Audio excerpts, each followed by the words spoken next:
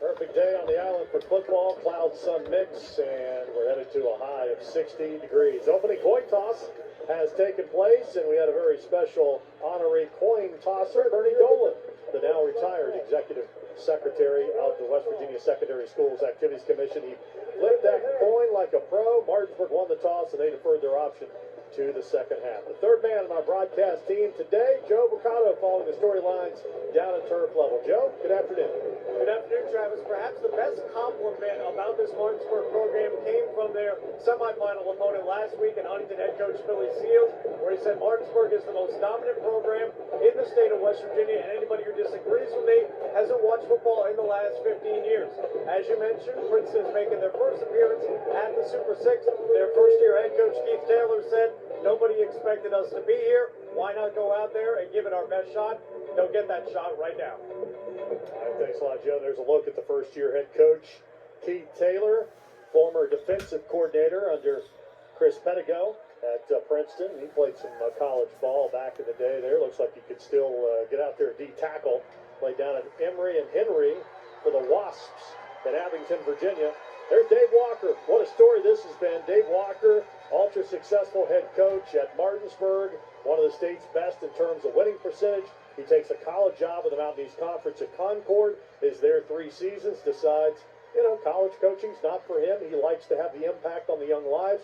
Comes back to Martinsburg, undefeated season on the cusp of a 10th title. Never missed a beat, almost like he didn't leave. Martinsburg's right back to where it was, as dominant as it's ever been. They've got skill, they've got talent all over the field. This should be a good one. There's a check of the forecast. Game time temperature 57. We're going to be dry today. A little breezy, as it typically is here at Wheeling Island Stadium, located right in the middle of the Ohio River in the state's northern panhandle. All right, ready to go. Great atmosphere, and Cody Page has that ball teed up for the Bulldogs of Martinsburg, ready to kick it away to get this one underway, and it's going to be a sky kick and a fair catch called for and taken near sideline by Marvian Howard, and that's where this high-powered Princeton Tiger offense will go to work. And what a semifinal game they had last week at home against Bridgeport, 73-70 the final score. The Tigers give up 63 points in the second half after leading 27-7 at halftime, but they can score in bunches, and it starts with their quarterback, the sophomore Chance Barker, who won the job in the preseason. Yeah, he's outstanding, can throw it all over. They like to throw it in the flat and get their guys in space, but watch Martinsburg. They're going to come right up with some man press coverage on the outside. 1st and 10 for Barker in the offense, and he's going to run the football, trying to get to the outside, and he does, and he'll step out at the 37-yard line.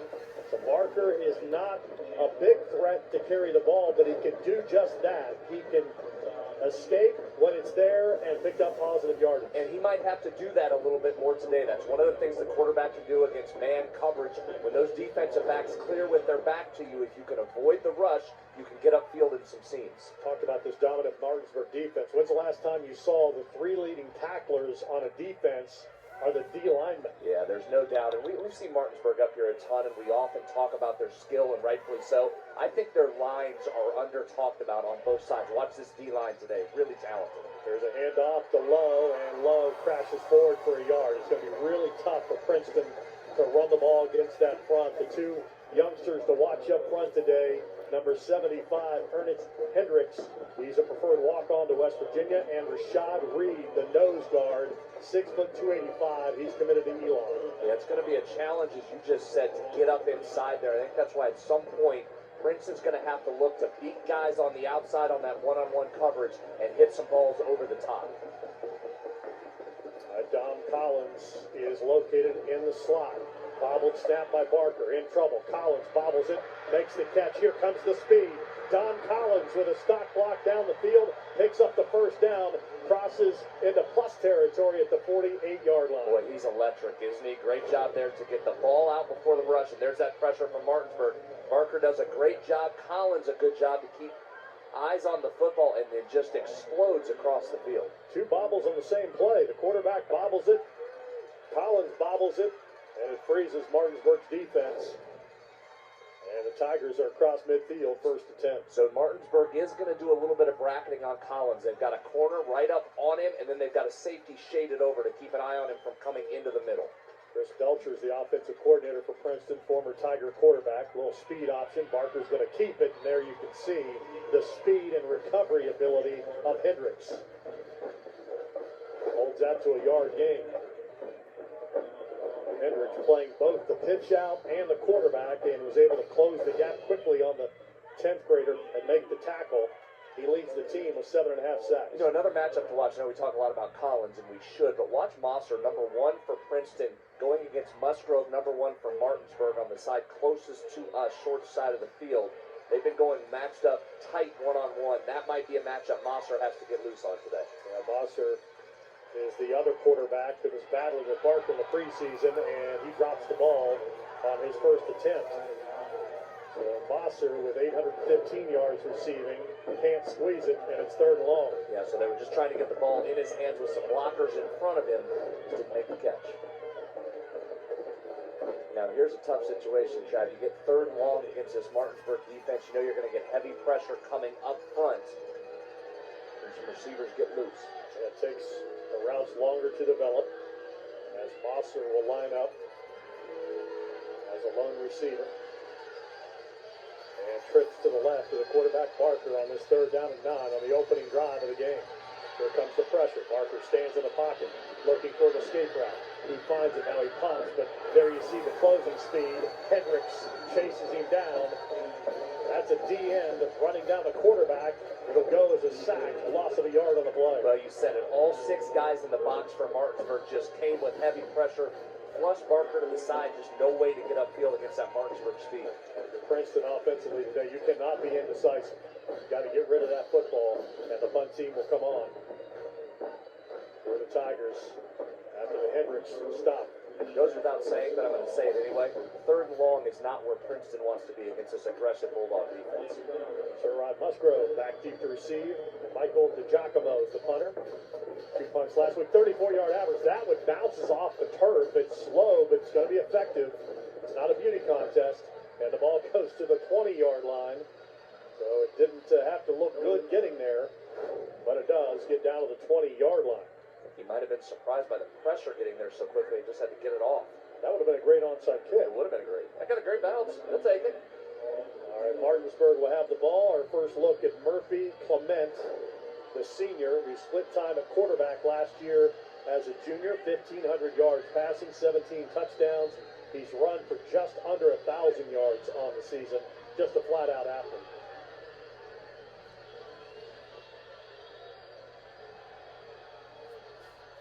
Clement, a lot of quarterback powers they'll run. He breaks free from an initial surge, and Eli Campbell will pull him down on the play, the senior. He's committed to the Air Force Academy, and that'll be a gain of 6 on Clement's carry. Yeah, this Martinsburg offensive line, outstanding. You mentioned Reed and Hendricks on the defensive side. Now add in number 77, Wes Hancock. He's headed to WVU as well, the right tackle. Really talented and big up front.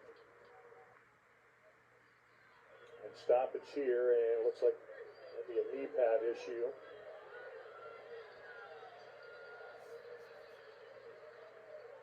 With Martinsburg's Tyon Jacobs, so he'll come out for a play. So I'll tend to that. 2nd down and short. The senior line up front, left tackle, left guard, right tackle, all seniors. Peyton Kaufman is a junior center. Snap it again, Fagan. Try to get outside, and he can. Good job by the Tigers to continue to fill the lanes. And finishing off the play was Mosser, but Brady Klein also involved in that tackle. Yeah, great job. Usually Martinsburg bounces this out and is gone, but Princeton did an excellent job stringing it, and then multiple guys to the ball. 3rd and short for Martinsburg on their first possession down. Early here in the opening quarter, and we'll get a stoppage as the officials will run in. Another equipment uniform situation. Yeah, another knee pad. Or that might have been what we had last week in that semifinal game. A lot of guys going out because of their mouthpiece not being in, but that's a knee pad issue. We'll talk about that in a moment. Your 3rd and 3 That was a point of emphasis in the preseason. These guys are basically, you see in college and the pros, they're wearing shorts now. It's like shorts now. In high school, they still want those knees covered. Here's Clement. He's going to run it. He's going to have the first down as he dives to the 35-yard line, but a late flag comes in the area of holding, and that might have been what sprung it. Our first marker of the play, or of the game, is Markel Lowe. Came over to make the tackle for Princeton.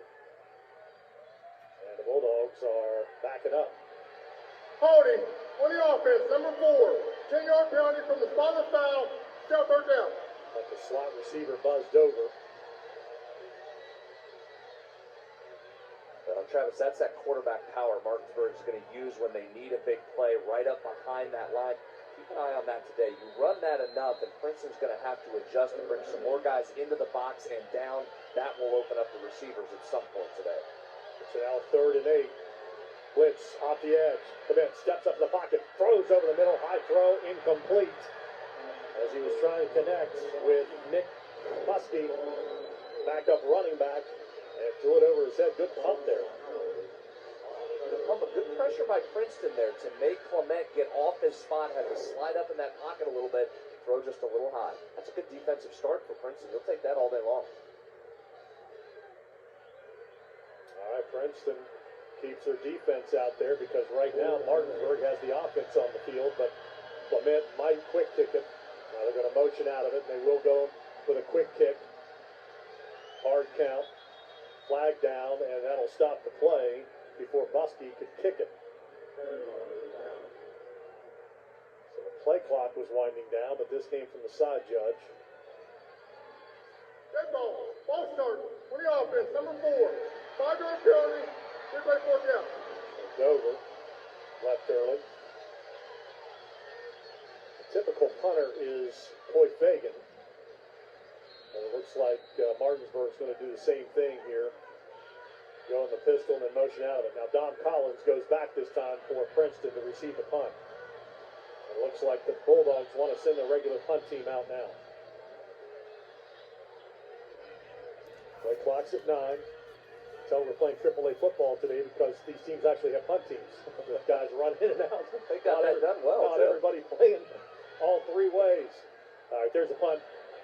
Hits initial touching at the 45-yard line, so it's going to be a short punt of about 27 yards. Hit one of the up men running down the field to cover it. And right off the thigh of Terrell Caulfield, and Princeton, excellent starting field position here for their second drive. 7:42 remaining in the opening quarter. Scoreless in the Class AAA State Championship game. Number 3 Martinsburg and number 5 Princeton from Wheeling Island Stadium. Tigers offense will have the ball when we come back to Wheeling after this timeout. So far, so good. 7:42, and we're scoreless. Out to your head coach Neil Brown, like checking his phone for a bowl invite. Find out officially tomorrow. Of course, Blaine Stewart also on the sideline. Blaine, the son of former Mountaineer coach, the late Bill Stewart, of course now on the West Virginia staff. Great season for WVU. Fantastic way to end that. Neil Brown walked in today. Travis got the biggest ovation of the day when he entered the stadium here at Wheeling Island. So good to see them here in attendance. Came in on the Martinsburg sideline, and Neil Brown, he wins. And a bowl invite coming tomorrow. All right, 1st and 10, back to work for the Tigers. Scoreless opening quarter. Motion low out of the backfield. Barker gonna fire over the middle. There's Collins. He's got it on the move. Tackle, miss, touchdown. Dom Collins score. Tigers on top. Outstanding play. There's that deep ball we talked about, trying to get Collins free from that one-on-one coverage, just beat his man down the field. Barker delivers a strike. How about this sophomore, Brad? That's his 47th touchdown pass of the season, just 2 interceptions. Incredible. He's had an unbelievable year, and you saw why right there. He put that throw exactly where it had to be. All right, extra point for the place kicker, Shahid Abulhosen, to try to give the Tigers a 7-0 lead. Snap back, pulled down, kick is on the way, and Princeton The Cinderella story.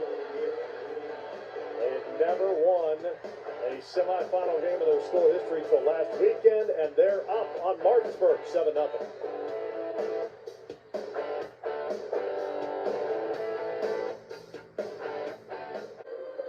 Now this is a Martinsburg defense that only surrenders 100 pass yards a game. They've already given up half of that.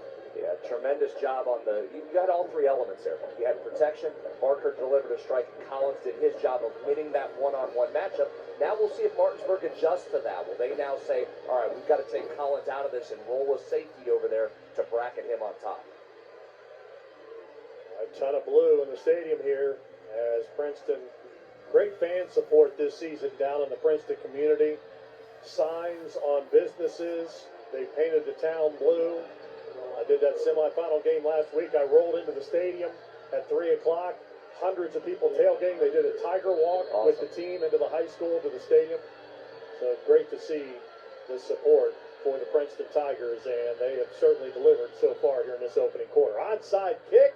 Ball goes 10 yards. Princeton waited on it to go 10.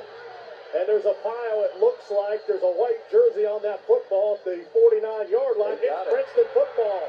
They recover it.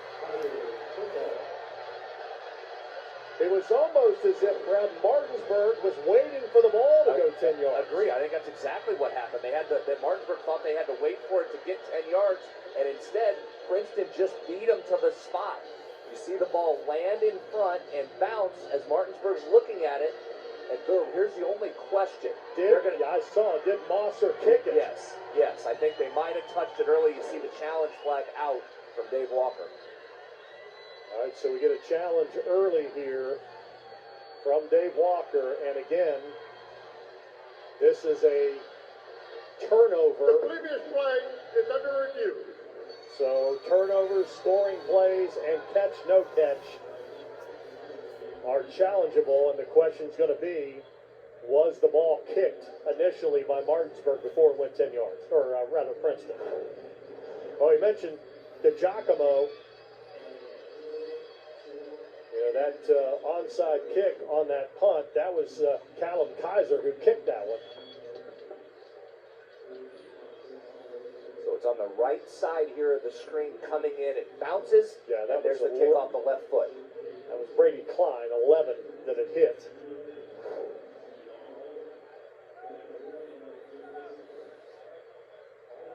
And so we get our official review presented by the health plan on it. So the call on the field, Brad, was a good recovery at the 49-yard line. And obviously a huge moment here in this game, and Princeton's able to hold on to it. What a break. But I think it's pretty clear, isn't it, Travis? As you come in, boom, you see the ball change directions pretty clearly right there. But where did that occur is the question for me, Brad. I mean, was that ball touched prior to the 50?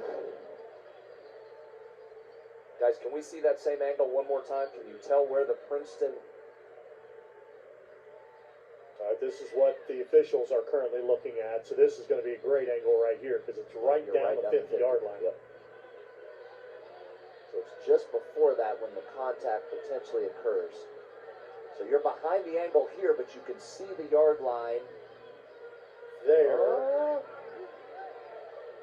Travis, you make a good point there. Is he beyond the 10-yard mark there? It might be right on the 50 when it's touched.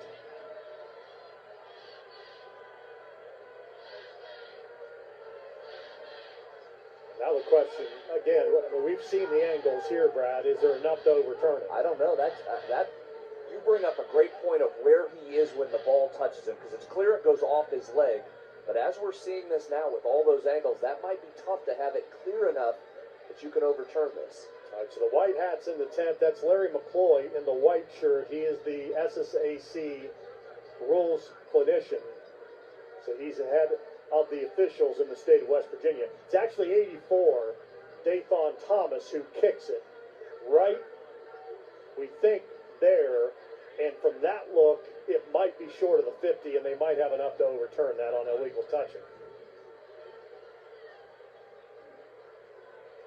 Boy, how big has replay been in this Super 6? And again, the longer this goes, the more apt you are to to me, to have the play stand is called. Agree. In fact, if I'm Keith Taylor, that's what I'm lobbying right now. I'm saying, all right, you've had enough time to look at it. If you can't tell now, let's play. Yeah. Official jogs on, and I think it's safe to say we have no idea how this is going to go. After further review, the call has been reversed. We had first touching by on the kicking team, number 84 at the 49-yard line, a first and 10, Martinsburg. Yeah, again, just so close. But, you know, 4 different angles, and they were able to piece it together. Now, the ball is actually spotted on the wrong 49. So we'll see if they'll correct that. It's a 2-yard difference. The ball should be at the other 49. Looks like they've got it here. Ball's been picked up, so it looks like they're going to move it. All right, now, huge moment in the game. That's a giant momentum swing right there, potentially. Princeton's got to regroup itself here, make another defensive stand. Martinsburg with some new life, getting the ball in great field position. And good job by you. You should be heading up the officiating crew. You were I on don't the know about spot. that. I probably would have had it stand. It was tough. Tough to see.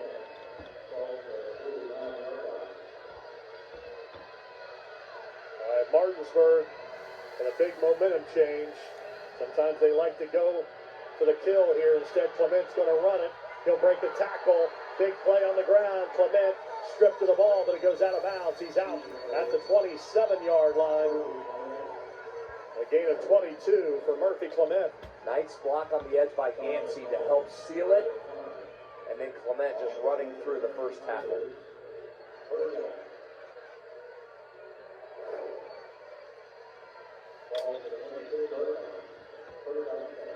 At first and 10 for the Bulldogs.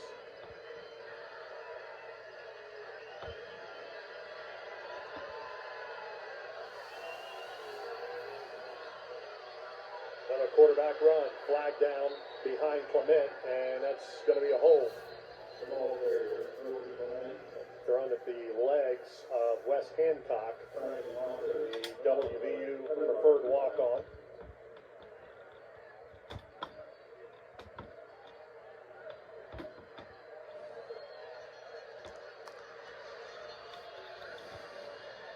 Holding on the offense, number 77, 10-yard penalty from the previous spot, replay first down. Another look here, left of your screen against Giacomo.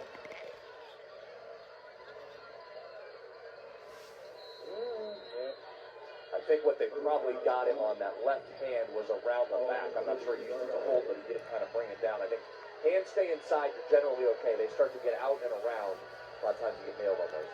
First and 20. Direct snap back, Fagan's first carry. And he'll be tripped up trying to get around the edge at the 32. He'll pick up 4 yards on the junior Coy Fagan's first carry. 935 yards on the season coming in. A great job defensively there by Markel Lowe. Took on the block, shed it, and did enough to get the tackle on Fagan. Great individual play. Back to that challenge, want to remind our viewers that you get 2 challenges each head coach. You don't get it back if you win. You only have 2 per game, and it does not cost you a timeout if you lose the challenge. So Dave Walker will have 1 challenge remaining here. Gideon with the catch out of the backfield, and Dom Collins is there to run him out of bounds, along with Kaiser. And Martinsburg loses yardage on that play. It's going to be 3rd down and long. Yeah, just a quick pass trying to get your players in space. Credit Dom Collins. He's winning the one-on-one battles on both sides of the ball here early. At 3rd and 18, Martinsburg, I kind of anticipate them. They'll try to get maybe half of this here on 3rd down and go on 4th. Yeah, I agree. And when they've needed a play, they look to Murphy Clement to run it. But you're probably going to have to put the ball up in the air here. Yeah, if you can get this ball back up to the original line of scrimmage, inside that a little bit, I think you're in 4-down territory here. Here comes a blitz. Clement. They'll dive down to the 29-yard line. They'll spot it, a gain of 5. So 3rd, and make it 4th and 12 upcoming for Martinsburg. Pretty good job by Princeton there. I'll tell you who's having a game early on that Martinsburg line, and you see right there on the pancake block, number 56, Yancey. He's had 2 tremendous blocks on this possession, the left tackle. At 4th, and we'll call it 13 for Clement, who's 1 of 2 through the air for -2 yards. So far, he's done the damage on the ground. 34 yards on 3 carries. Don't be surprised if Martinsburg runs the ball here. Clement will throw. He's hit. Incomplete. Wyatt Klein on a corner fire. Came in on Clement, unblocked. And Princeton will take over on the 29-yard line. What a great defensive call by Princeton, and then tremendous execution, blind side. And I just mentioned Yancey on that side. He did not even see the blitzer coming. Fast off the edge, disrupting that 4th down play. Huge stop for the Tigers. What a credit to Princeton's defense after the disappointment of the overturned call. When you thought if you're Princeton, you just stole a possession out of midfield. Their defense rises up, gives this electrifying offense the ball back. Barker back to work. His last pass was that touchdown throw to Dom Collins. Giacomo, the tight end, lines up in the wing. Barker's back, runs into the pocket, tackled down. He will get positive yardage to the 30 and pick up just a yard on the play. You know, as we mentioned before, that man coverage allows for some seams in the quarterback to take off and run, but that Martinsburg speed just closes so quickly. Those holes are not open for very long. Yeah, you feel like you've got a pocket, and then it completely falls apart quickly. Into the yard, 2nd and 9, and 3 yards coming the way of the Tigers as Will Bass jumps in the neutral zone. This is really uncharacteristic of a Martinsburg early. We've seen a couple holding penalties, now the quick jump Dead outside. balls. Encroachment on the defense, number 58. 5-yard penalty, no 2nd down. I mean, you look at them in the playoffs, they have put games early or to bed early and often. Bass steps across, beat Parkersburg South 55-7, shut out Jefferson 49-0. Huntington game was tight for a while before Martinsburg pulled away 49-26. Closest game they've been in this season was against H.D. Woodson at D.C. 26-12. Barker scrambling, flag down, and Barker is going to keep it, spin out to the 39-yard line. It'd be right at the lead stick, so we'll have to check the marker.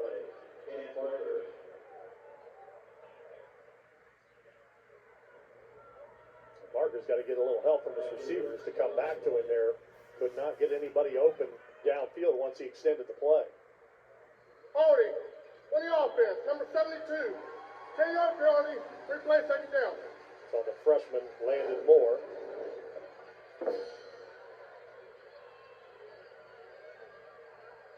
Actually, Barker was trying to get loose. Well, the hold'em calls are even. And it's 2nd down and 14. Do anything differently on Collins defensively? Still looks like man coverage. No safety help. Still man. They backed off a little bit on this play. They were right up pressing him within a yard of him on the last down. Lowe goes in motion. Barker throws it right down the seam. Klein makes the catch. Across midfield to the Martinsburg 46-yard line. Buzzed over with the tackle. Great job. Great play design there. They put Collins out wide at the top to clear some defenders, and you just throw it right down the seam. Another good pass. Actually, 2 receivers in the area. Good protection. That's the key right there.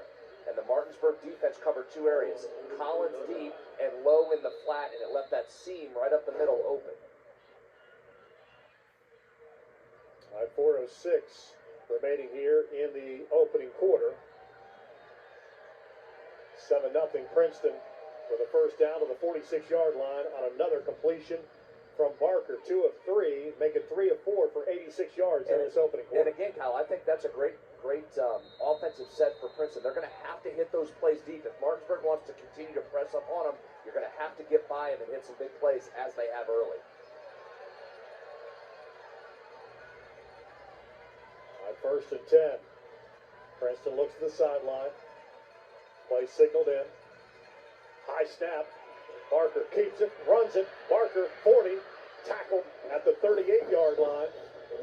Boy, right now everything is going Princeton's way. High snap for the 2nd time. Barker's able to pull it down, and Martinsburg's defense, who normally is always in attack mode. Right now, I think they're a little flat-footed. Yeah, and they were coming right there. All 6 guys in the box were pressed up on the line of scrimmage. That allowed Barker, once he got control of the football, break through that upper crust, and there's that gap in the middle that we talked about. It's been a Princeton opening quarter. Second down and 2. Mosser in motion. Barker to throws, got to get rid of it. Rolls the pocket, throws it to Lowe, out of bounds. Third down upcoming. Barker done a great job so far in that pocket, feeling the pressure and able to escape. That's a good play design. I like that. They brought DiGiacomo across the middle on a post, which cleared that wheel route out for Lowe to get downfield. Pretty well defended there by Martinsburg. Credit Fagan for staying within touching distance of Lowe. I like that play design, though. Watch that again.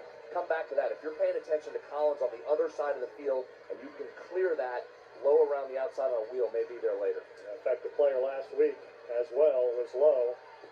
Had a couple of touchdowns in the semifinal win. Third down and short. Giacomo, the H-back, comes in motion across the formation. Run speed option, pitch it out to Lowe. Lowe gets around the corner, will have the first down as he's bumped out at the 32-yard line. I believe it was Wyatt Klein that got him the seal block that got him around the edge. Yeah, you're exactly right. Good job putting the defense having to make a decision, stressing him right there. Hendricks looks at the quarterback, you get the pitch. Klein did just enough to disrupt the defender to allow Lowe to get the corner. Clement got the block, and Princeton leading 7-0. Have taken the ball down to the Bulldog 32-yard line.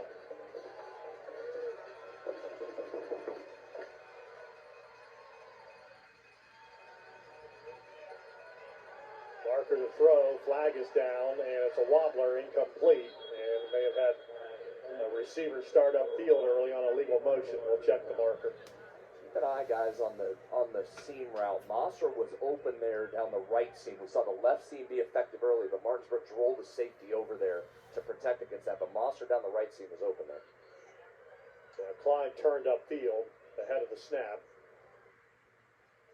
Illegal motion on the offense, number 21. 5-yard penalty, replay first down. Bulldogs will take the 5 and give Princeton down over. Ball for 37. What we've seen early here, kind of what we anticipated, and that is Princeton knows they're going to have to throw the ball. Yeah. Well, when they run it, it's going to be from the quarterback. And you asked earlier, Martinsburg has adjusted. Malachi Williams is over on the right hash, so they're taking the post away from Collins when they line him up outside. That's going to force him really only into a go route. Now they've moved Collins in a little bit. He's not the furthest receiver out. He's facing man press coverage at the top of your screen. Mark, quarterback screen, and incomplete, thrown low to Collins, and Bulldogs all over that. Murphy Clement was in the area, along with Malachi Williams. A lot of traffic over there, but I think by formation you can see that coming. The last 3 plays, Collins has been the furthest most receiver on the outside. That time they brought him in a little bit, tried to get in the ball with blockers in front of him. Just too much traffic over in that area. Right, second down and 15. Clock is stopped. 2:42 remaining in the opening quarter.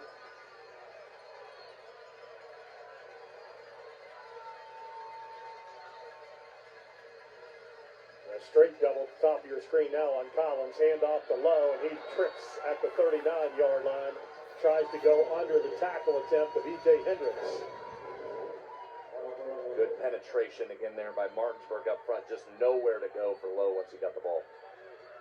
Hendricks got him at the end of the play. Jacobs started it with the trip tackle as Princeton loses a couple of yards. 3rd and 17. So now you're seeing from Martinsburg some difference right there, mixing up their coverages a little bit. You called it right there. They put a safety right over top the corner at the top of your screen on Collins. Same thing now, going right back to man press up on the line with a safety stacked right behind it. Barker steps up, hoists it to the end zone. Double coverage, incomplete. Looking for Dom Collins. Broken up by Buzz Dover. That shows how much confidence Princeton has in Dom Collins. Marker looking that way the whole time into double coverage. Puts it down there and gives him a chance. Just no opening right there. Really covered well by the Bulldogs. Dover ran the route, if not better than Dom Collins. You almost think that play served a dual purpose. If you can hit it for a big play, great. If not, and it's intercepted, it almost serves as a punt. Yeah, won't get a pass interference. Get a 4th and short, but Giacomo comes on the punt. And this one he gets into the air. May have got too much of it, and he did. Goes into the end zone for the touchback. So a 39-yard punt. Just 19 on the net as the ball will come out to the 20. 1:45 to play. Well, you knew it was coming, Brad, and here it is. The top play in high school football or any level of football yesterday, and certainly one of the best we've ever seen in state history. Now, keep in mind, this is 14 seconds left in a state championship game. North Marion down 7. Unbelievable catch. Landon Fry goes up, one-hands it, gets the foot down, and on its own, if that had happened in September, it's the best catch you saw. With a state title on the line, as you said, in the final 30 seconds of that game, simply incredible athleticism. Great throw, by the way, too. Put it right where he needs to, but an incredible catch. Darren Hayes went for 2 in the state championship win, and Fairmont Senior was able to keep him out of the end zone and seal a state title in Class AA for the Polar Bears. Fagan with the carry, picks up a couple. Impressed early with Princeton's ability to string out these perimeter runs, not giving Martinsburg any cutback lanes, and able to get to the edge to force these short gains. All right, second down, 7, ball to 23.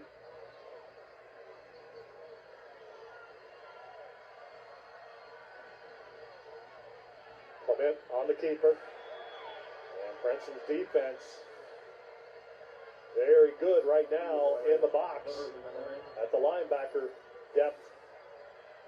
And a tackle made by Hezekiah Burnett. He was one of the heroes last week for Princeton. Had a 96-yard fumble return for a touchdown. Just wonder at some point if Martinsburg is going to look to exploit the middle of the field, because you just said it, Princeton's doing a great job at the second level and the third level of diving down into the box to prevent that quarterback power run. The middle should open up at some point. Clement rolls out, throws underneath, pass caught, 32-yard line. First down, out to the 42, move the sticks. Pulled in by Jacobs. Good little play right here. Get Clement rolling out just a little bit, plenty of time to throw, stop sets, throws into open space, let the receiver do the work. Sophomore moves the chains to the 42. Clock winds under a minute.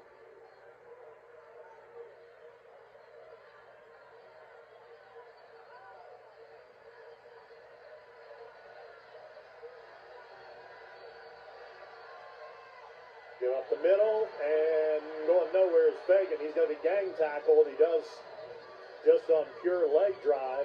Get out to the right. That's Nick Buskey, who had a couple of touchdowns last week against Huntington. And he'll lose a yard on the play, but he could have lost 3. With good effort to try to get back to the original line of scrimmage. Yeah, credit Burnett. He just got in there and filled the hole, was unblocked, met Fagan at the line, and got him down for a loss. Wyatt Klein holds that, and you look at Martinsburg's rushing here in this opening quarter.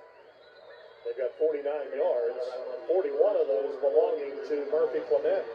End of 1, and Keith Taylor and his Tigers winning the first 12 minutes of the state championship game. We'll head to the second quarter.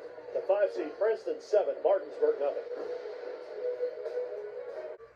7-0 Princeton leading Martinsburg at the end of the first quarter. You know you've had a big day when you can't quite remember which touchdown is your favorite. I don't remember them all. That's he was electric that day, wasn't he? No question. What a year he's had for West Virginia. Kind of was an unknown coming in. And, of course, dealt with an injury mid-season, but has been an impact player every time he's on the field, including that near game-winning touchdown catch and run against the Houston Cougars. Yeah, worked his way right into a scholarship at WVU. All right, Dover with the catch, tries to dance. It's Giacomo, cuts off the music at the 39-yard line. Loss on the play of a couple.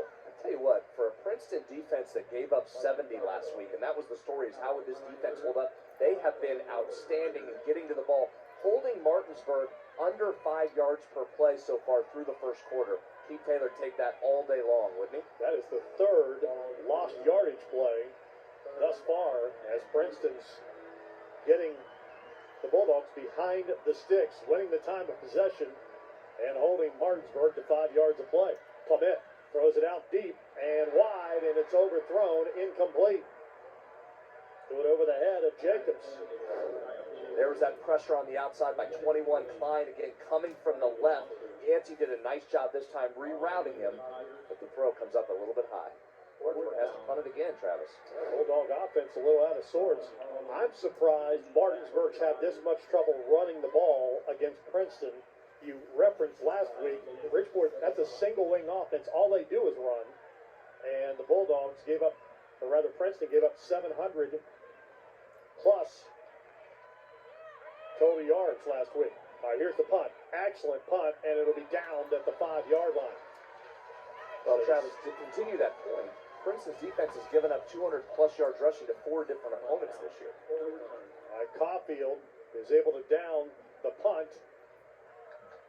So the special teams for the Bulldogs getting the job done, and Princeton will have to work the long field here on the first possession of the second quarter, backed up deep in their own end. Important possession here for Princeton to get out of the shadow of their own end zone here. Martinsburg hoping they can get a stop here and will have flipped the field position. Keith Taylor, and what a good job it's been between him and Chris Pettigo to build this program. This was a 2-8 football team back in 2019. Handoff up the middle to Lowe, and he'll get a little surge. Going to have a face mask thrown in at the 10-yard line, so this should result in a first down for Princeton. Right at the end of the play, they grabbed onto Lowe's face mask at the end of the tackle. Well, that is tough sledding in there.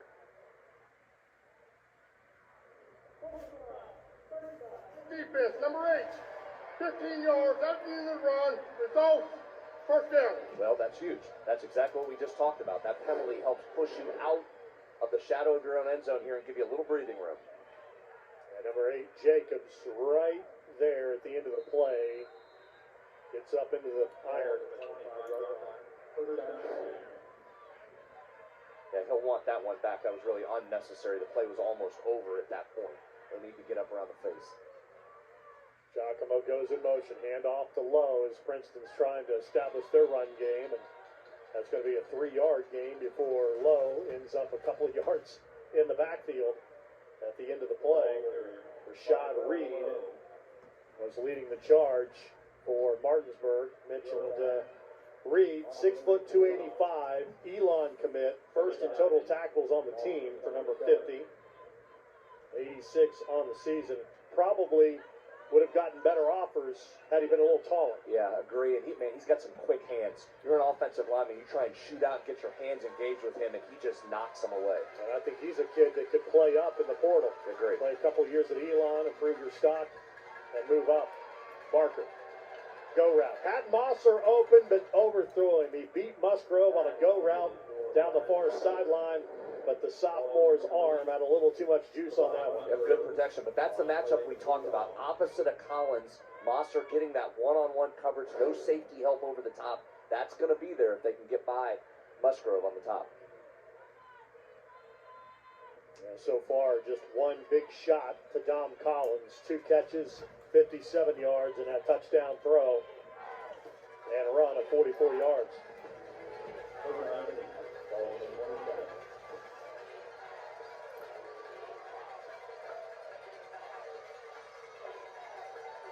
Barker, flush, steps up, sacked. Ran out of time, and Reed runs up his back and gets his 8th sack of the season. There was just nobody open. Barker tries to look left first. There was a wheel route developing, just no space. By the time he looks back right and is flushed that direction, that Martinsburg defensive line gets through. All right, Giacomo is on the punt, 34-yard average on 2 kicks, along with 39 thus far in this game, standing back at the 13-yard line. Musgrove Single safety back, low snap. DiGiacomo gets it out of there, nearly blocked. Knuckleballer. It's going to sail out of bounds. And this is going to be a short kick. We'll see when the official will step it to the 40-yard line. It'll be a 15-yard punt. So the Bulldogs have their best starting field position of this first half, trailing by 7. Back in a moment to Wheeling Island Stadium. All right, Bulldogs, here's their opportunity. Try to get square. Best starting field position on the Tiger 40, and they're going to start with a false start.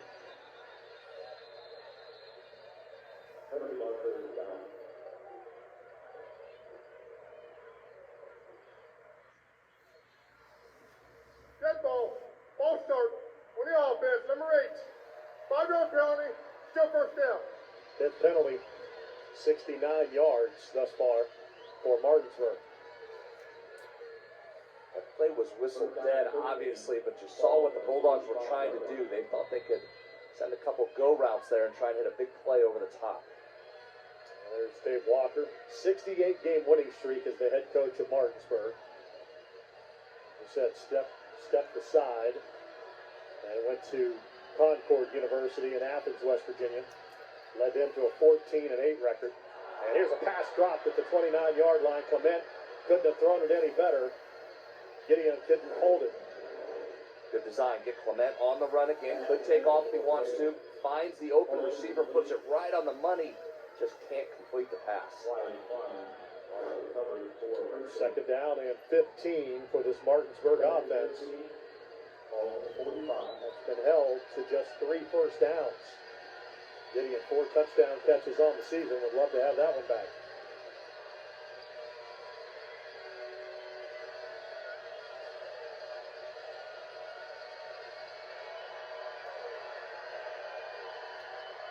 And Martinsburg with the play clock down to 2 is going to have to take a timeout. Could not get the formation or the call in. It's an uncharacteristic start here from Martinsburg. We're seeing some penalties, some drops. Not quite ready on that particular possession. That's things you normally see from Martinsburg when they're up here in Wheeling. Well, our second of 3 state championships coming your way tonight. Class Single A title.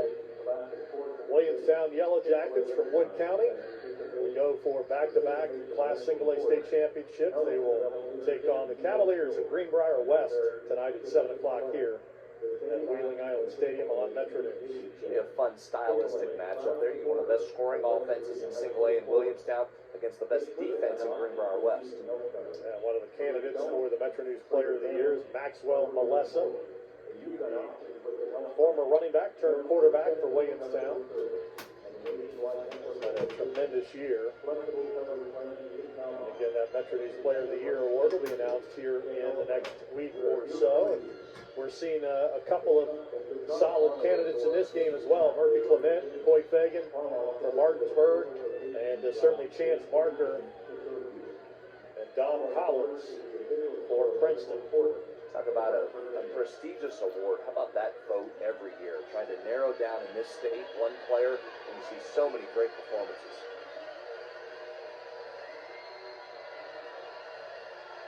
Keith Taylor, he's got a ton of energy. He's got a pregame ritual. He walks sideline to sideline the entire pregame, right at the 48-yard line. We need to get a number on that. How many miles does he get in pregame? We'll tap into his Fitbit here at halftime and let you know. Clement pumps, throws high over the middle. Pass is caught. Excellent catch. They come right back to Gideon. And he makes the catch at the 30 and hangs on despite a solid shot near the lead stick. You said he wanted the last one back, which I'm sure he did. He makes up for it here. Climbs the ladder across the middle. Makes the catch right at the sticks. Just a tad short. Third down, less than a yard. This is probably power from Clement, right? Short yardage situation. They need a play. They like to take him right up the middle. There he goes. Good blocks, and there he goes. End zone. Touchdown.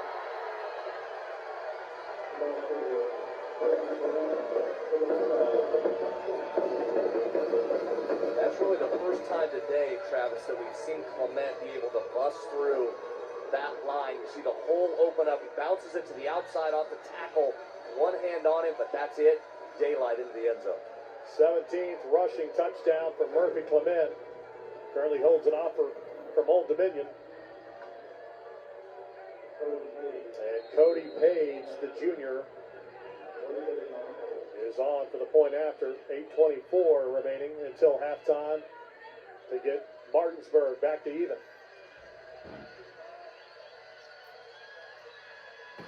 Extra point is up for Page, and he pulled it. No good. Wide left. For Page, that's been a problem this season for Martinsburg. That's his 9th missed PAT. But Clement finally gets the Bulldogs on the board, but Princeton hangs on to a 1-point lead.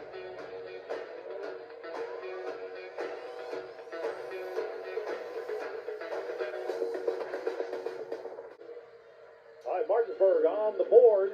Took the Bulldogs maybe a little longer than they're used to. 8:24 to play until halftime, but they lead 7-6. And we're able to take advantage of that short field.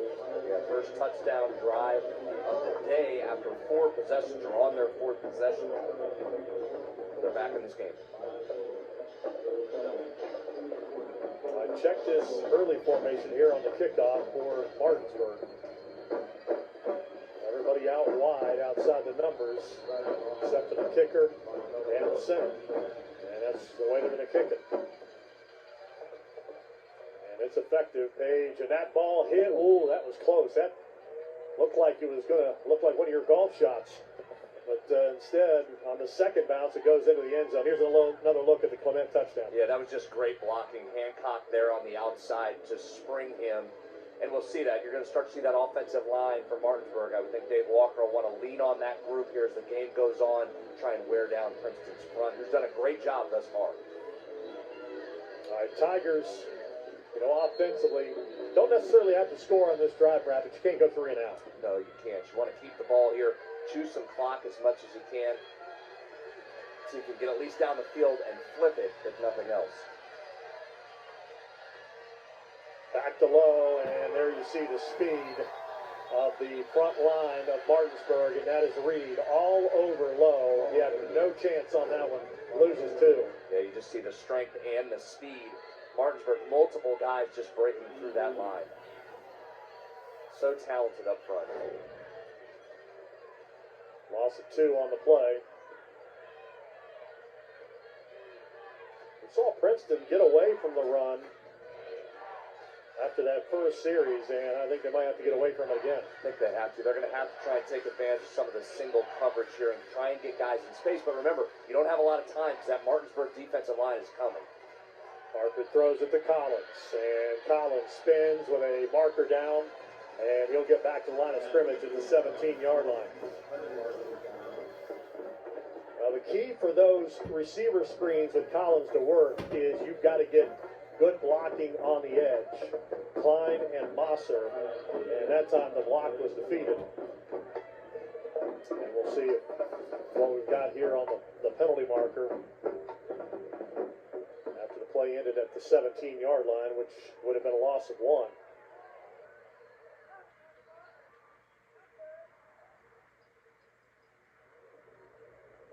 Walker back. On the offense. Half the distance to the goal. Start taking that.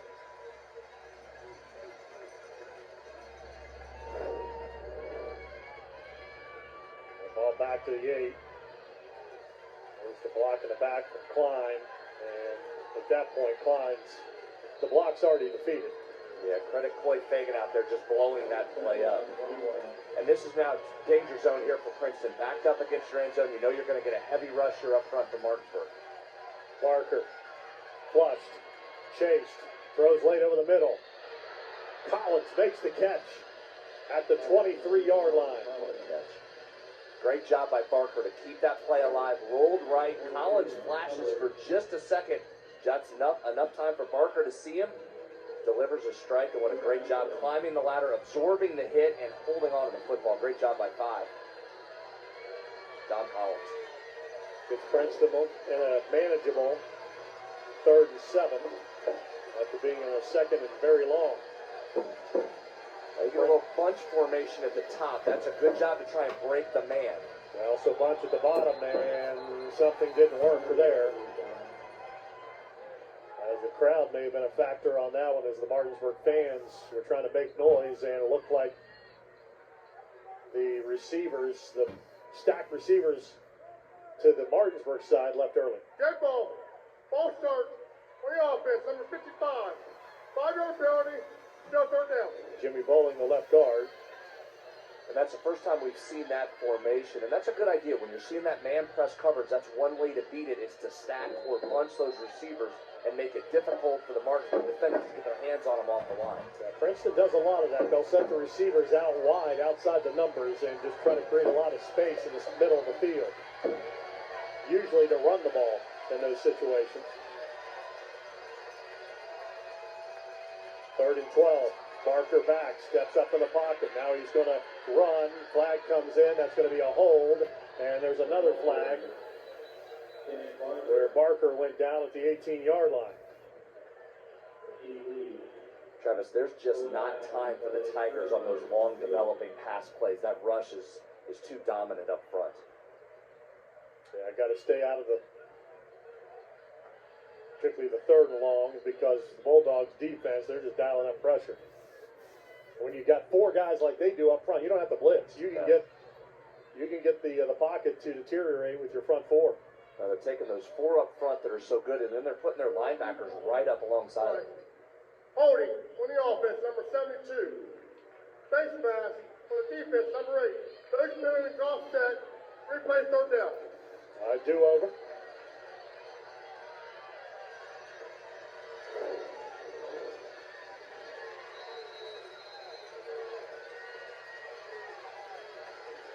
There's the hole right there on Chance Smith, and then the face mask on Jacobs.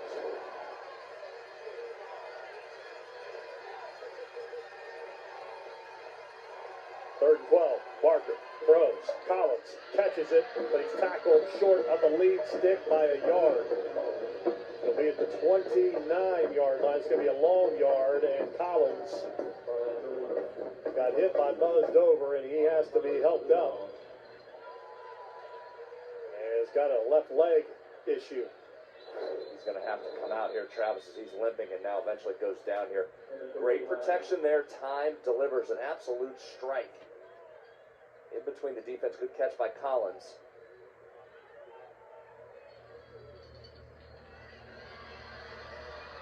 Well, Collins gets up and hobbles his way to the sideline and then goes down. It's going to be 4th down, and it's a long yard and a half.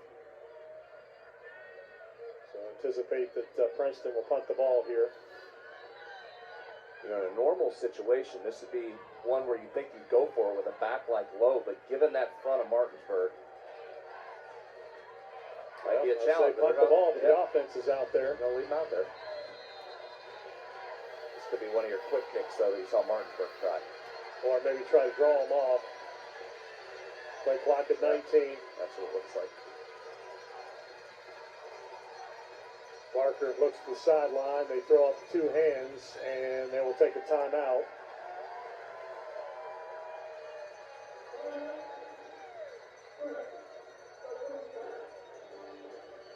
Well, now I anticipate they'll punt, and if you're Barker there, you could have gotten a couple of more barks in before taking the timeout to try to draw Martinsburg across.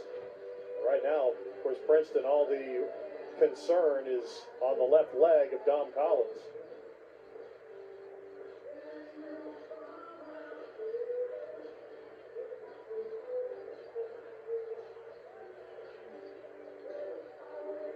.28 remaining until halftime. Both teams have 2 timeouts. And hopefully Collins can continue. Really nothing evident on that tackle. It was a hard tackle, but didn't see his leg get twisted up or anything. Wonder if it was a cramp they're trying to rub out there. Well, that's your hope. Collins is up. See his numbers, 1 touchdown in this game. Princeton fans seeing Collins get up, and they all come to their feet in unison. Well, they obviously, the Tigers need him on the field. So far on this game, we've talked about the front, just 1.6 yards per carry for Princeton so far. midway through the second. And now Collins is going to come out. And Howard will check in. And as you see, the Princeton offense is still out there. Martinsburg anticipating run. They've got everybody up on the line of scrimmage. And they're going to run it, and no chance. Lowe's will lose yardage back to the 35-yard line. Yancey. Just outnumbered up front. The strength of that Martinsburg defensive line. Knew a run was coming. No chance from that play from the very beginning, Travis.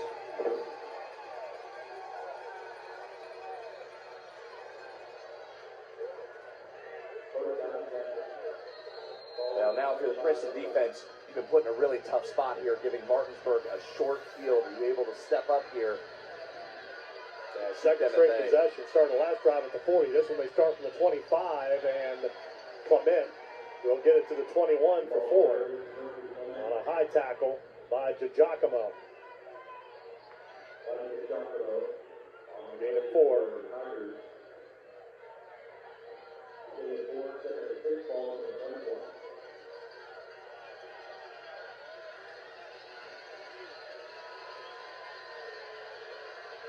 Second down and 6 from the 21-yard line. Clement stands in, looks left, throws left, back to the end zone, and coming back to the ball, making the catch, touchdown, Martinsburg. Gideon out fighting the defensive back for the score. What a pass. Clement put it exactly where it was supposed to go. Gideon running to that spot just did a great job of elevating up.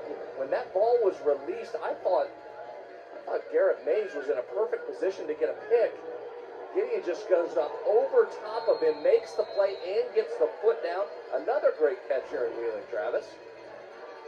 Yeah, you're right. Great coverage by Garrett Mays, but just a better play by Gideon to fight him for the ball. That's the only spot that ball could have been in to make a completion. It's in the back corner of the end zone. There wasn't a lot of room. That's a great individual play right there. Great throw, great catch. All right, Martinsburg will go for 2, and they're going to go tight formation, power I, hand the ball off, and that's Fagan, and he'll run in for the 2-point conversion. And Travis, look out here if you're Princeton. We've seen this so many times with Martinsburg. You give them a crack in a close game and they capitalize, generally an avalanche follows. So danger time if you're Princeton.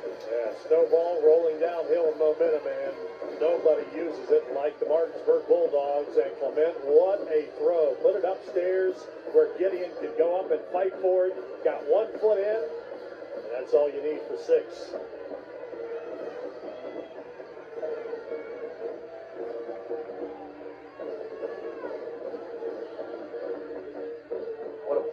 Mentioned earlier on that one, Gideon had that drop.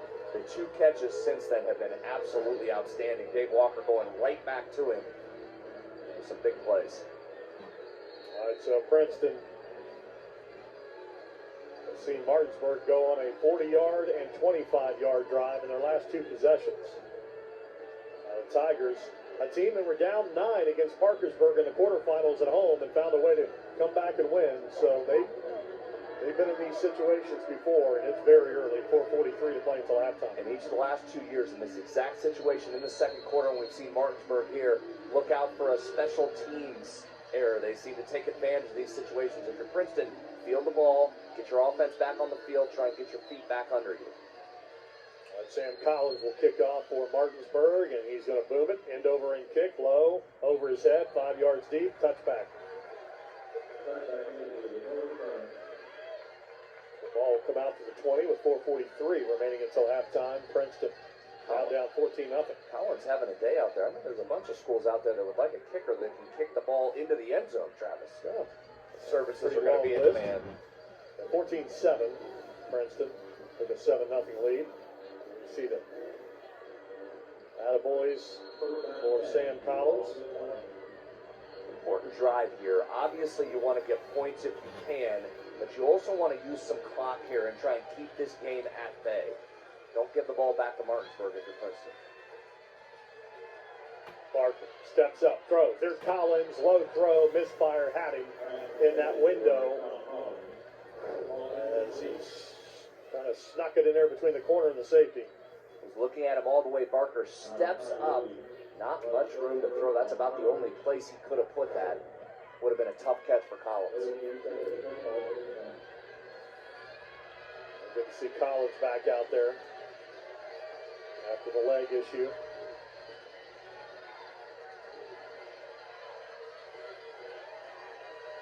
Collins lined out wide with Dover, but Williams, the safety. Now they'll motion Williams out. Clements over top. Barker throws underneath, threw wide of DiGiacomo on a curl at the 26-yard line. Good idea right there. Obviously, the execution wasn't what you want, but nice job to just run down, try and get a few yards. Martinsburg's taking those linebackers, Travis, and running them up in between the defensive line. It's almost a six-man front right now with Martinsburg. They're not worried about Princeton running at them right now, so you take advantage more of that middle of the field without running it in there, because there's just no room inside. 3rd down and 10.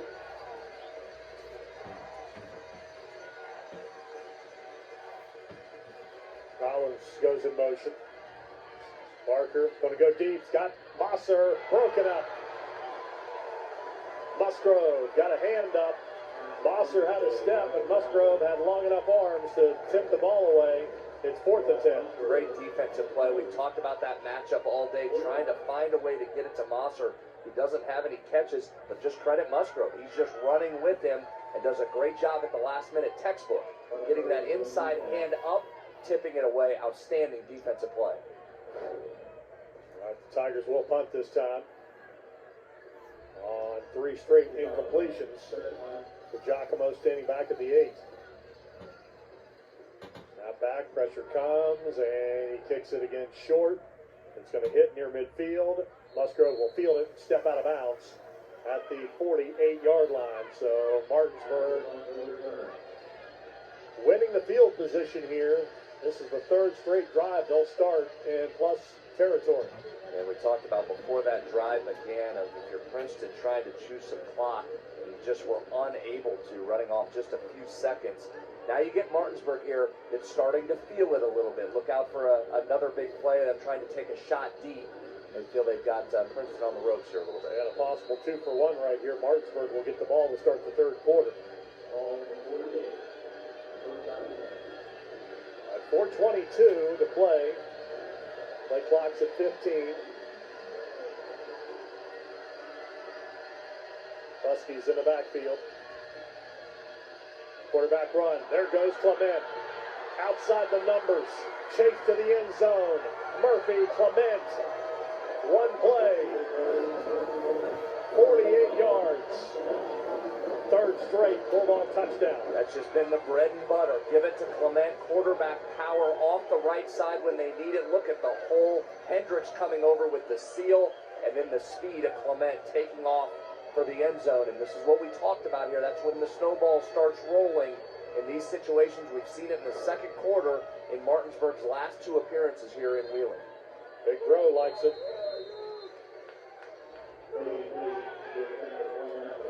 Extra point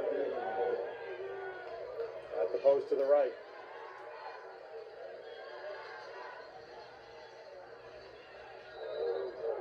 Cody Page adds the 21st point. Clement's 2nd rushing touchdown of this first half. Well, Travis, it took Martinsburg till their 4th possession to get on the board with a touchdown. Now they've racked up 3 consecutive touchdowns on the last 3 drives. And now you're seeing it's all working together now. The defense in the last 3 possessions have come to life. The offense has come to life. Yeah, and you're seeing those linemen that are both offense and defensive linemen for Martinsburg. Now they have a little bounce in their step, right? They know they're starting to wear on Princeton up front on both sides of the ball here. 8 carries, 124 yards for Murphy Clement, and a couple of touchdowns. He's got some wheels too, just like his big brother, doesn't he? Turn them into space, let them rip. There's good news. Sign says this is the last of the Clements. That's good news for the opponents. For the rest of AAA, probably soon to be Quad A. Yeah, that's one of the things, talk about the Clement brothers and Hudson from earlier. That's been one of the surprises, I think. Neil Brown mentioned earlier this year, they clocked him at over 20 miles an hour during one of the games, and that puts him right in the very top 5 guys on that roster in terms of foot speed. All right, here's the kickoff over the head of Collins. So that's Collins to Collins, and Sam does the job for Martinsburg. All right, here's Hudson Clement's touchdowns from a few years ago here at the Super 6. He wasn't playing quarterback there, but it looked like the same quarterback power play we're seeing with Clement today, huh? Getting 8 touchdowns in this game, and that one he caught in traffic. That kind of looked like the one he just had against Baylor there to end the regular season from West Virginia. He's just a great athlete. He's not just a good football player. I think that's the thing with him. That speed I just mentioned, the leaping ability, I think he's going to be a factor in the years to come for WVU. Well, we try to stat everything. Parker sacked. That's Reed back at the 6-yard line. They're going to mark him down at the 6. So Reed with his second sack of the first half. And the Bulldog defense right now is who could get to the quarterback first. Yeah, that was just straight bull rush by Reed. Used his strength to push the offensive lineman out of the way and then just closes on the quarterback so quickly. And lost back to the 8-yard line. This second quarter has been a nightmare for Princeton.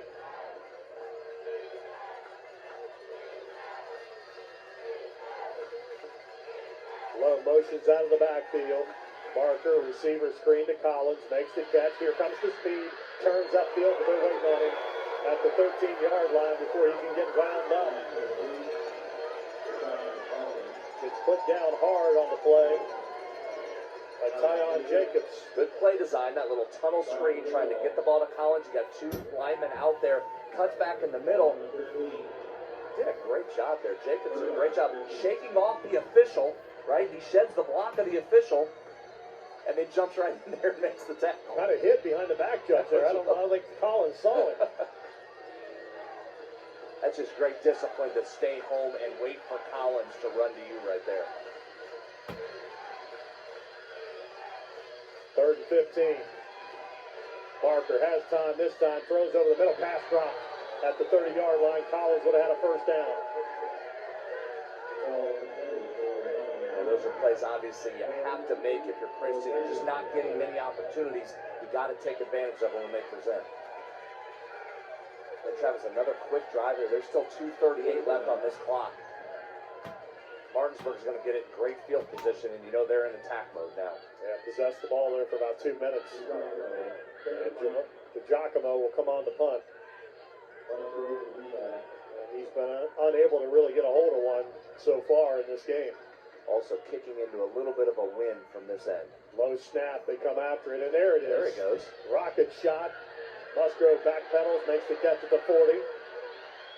Gets outside the numbers, picks up the block, up the sideline, and is going to be shoved out of bounds into the Martinsburg bench at the 42-yard line. That was pretty good coverage, too, by Princeton. They looked like they had him surrounded. Then right on the edge, watch number 55, LaDainian Weller will come into your picture and make a play. Right on the right-hand side, right? Here comes Weller lining him up, waits, does not hit him in the block, back. Sprung Musgrove for a few extra yards. Nearly got the block on the other end. Bringing some pressure off the edge with Yancey. There you see the domination in the second quarter. All Martinsburg. If you're Princeton now, you just got to try and hang on, not give up points, get in and regroup here at halftime. You can see quarterback power to start, and like that on first down.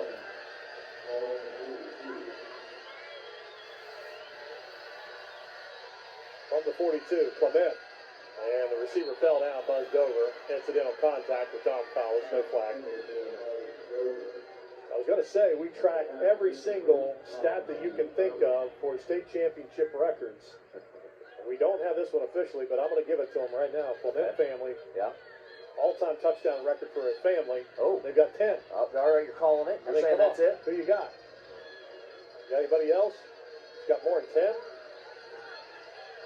good bet. J.R. House get there by himself? Maybe. Maybe he had a cousin, third cousin.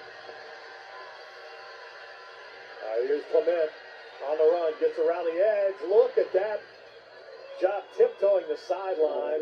Did the ballerina act to stay in bounds, and will get past the lead stick and a first down on a gain of 13. Yeah, that was well done by Clement. Started off with a pass on that drive, and then they just said, okay, forget it. Go back to quarterback power. Let's get our guy in space. Goes around the outside. Look at him. Look down. Stays in bounds. Gets a few more yards. First down for Martinsburg, and the Bulldogs again will get the ball to start the third quarter. Wes Hancock there, the right tackle, signaling to the sideline, like, hurry up, we want to go here. You can tell that offensive line's feeling it right now. Fagan up the middle. Fagan to the end zone. Boyd Fagan, for the 18th time this season, finds the end zone, and the route is on. It's just amazing how they do this to you. You can hang around with them, and then at some point, again, I've referenced it a few times, we've seen it now, 3 straight championship games for Martinsburg. It's the second quarter where the separation comes. That's 4 touchdowns now in about the last 8 minutes for the Martinsburg Bulldog team to take control of this game. Yeah, we talked about the difference that Dave Walker has made. This program has 54 playoff wins. Prior to Walker stepping foot on the Martinsburg campus as the head football coach, they had 1 playoff win in their history. And you see it again, guys. Just off when Martinsburg needs a play, where do they go? They run it, and they run it to the right side, getting over there by Reed and Hancock on that side. And you see that massive hole just open up again. Fagan to the house. You've seen Martinsburg just in this quarter more than double their yards per play. They were just at 4.1 as we started the second quarter, now up to 9.2 yards per play. 28 straight points for Martinsburg, unanswered with 1:48 remaining. Now Princeton has a pair of timeouts here. Down 3 touchdowns, but you're set to give the ball back to Martinsburg to start the third quarter after the Bulldogs won the opening toss and deferred.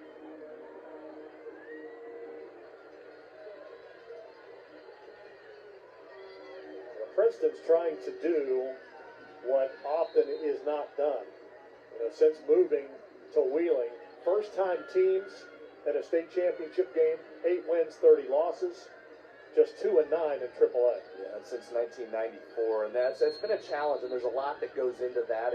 They do such a great job up here in Wheeling at taking care of you, from the setup of the locker room to the hospitality they provide. And really a lot of it, Travis, starts in the week before. I talked to Nick Bardick earlier this week, and he said that was one of the biggest challenges. Just the preparation is different during the week because there's more going on. There's more people bringing you food, tickets, the travel. So a lot of times it's not just the day of the game, but it's the week leading up that's the challenge. All right, squib kick by Collins, fielded by Zayden Neely, and I wanted to point out that young guy. You may wonder why is a guy wearing 74 on the second line of the kickoff return team for Princeton. Last week in the game against Bridgeport, the Indians onside kicked about 5 times in a row, and Neely recovered 2 of those onside kicks. So he might wear 74, but he's got great hands. Might bring him in at tight end. Looks like he held on the ball pretty well there. Princeton, for the first time in the last, 3 or 4 drives, they have field position finally here to start this drive. Pitch out to Lowe.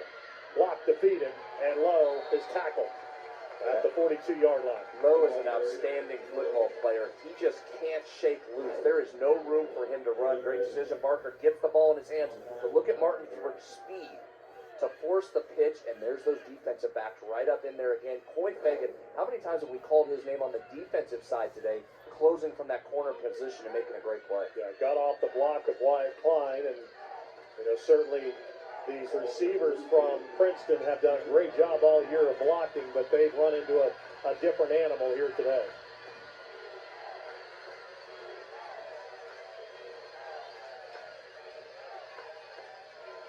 Barker motions low out of the backfield, comes back to Mosser. His first catch turns upfield, positive gain across midfield to the 49-yard line before Jacobs tracks him down. Third down and short there, and that was good work. That's what you do. There's a lot of traffic over there, but get it in the hands of Mosser. First catch on the day for him, and he's a guy you're going to want to try and get cranked up in the second half if you can. Musgrove just done a great job over there on him one-on-one. All right, 3rd down and 2. Travis, 2 of 8 on 3rd down. I'm sorry, I still think this is a throwing situation, given what we've seen up front from Martinsburg. I think you got to put it up in the air. Yeah, I think they're all throwing from here on out for Princeton. Barker, blitz comes, throws, incomplete, wide up to Giacomo. And you had 2 receivers in the same area, and that meant that 3 defenders were there as well.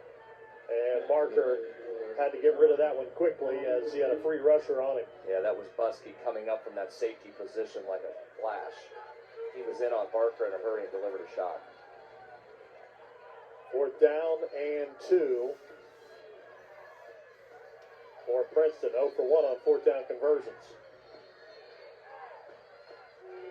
You go back, this tidal wave for Martinsburg started when Princeton went for it on that 4th and 1, right deep in their own end. Yep.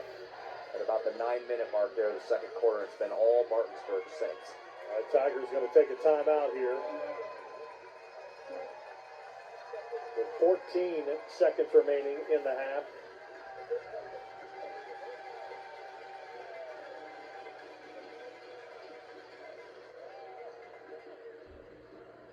Let's take a look at some of West Virginia natives. It's been a banner year for state natives playing in the National Football League. Not only playing, but having an impact. Yeah, there was Tyson Page that you saw first for the Bears.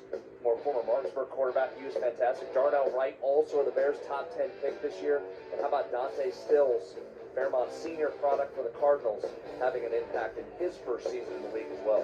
Trent Strange, the tight end, former Parkersburg Big Red, played for Penn State.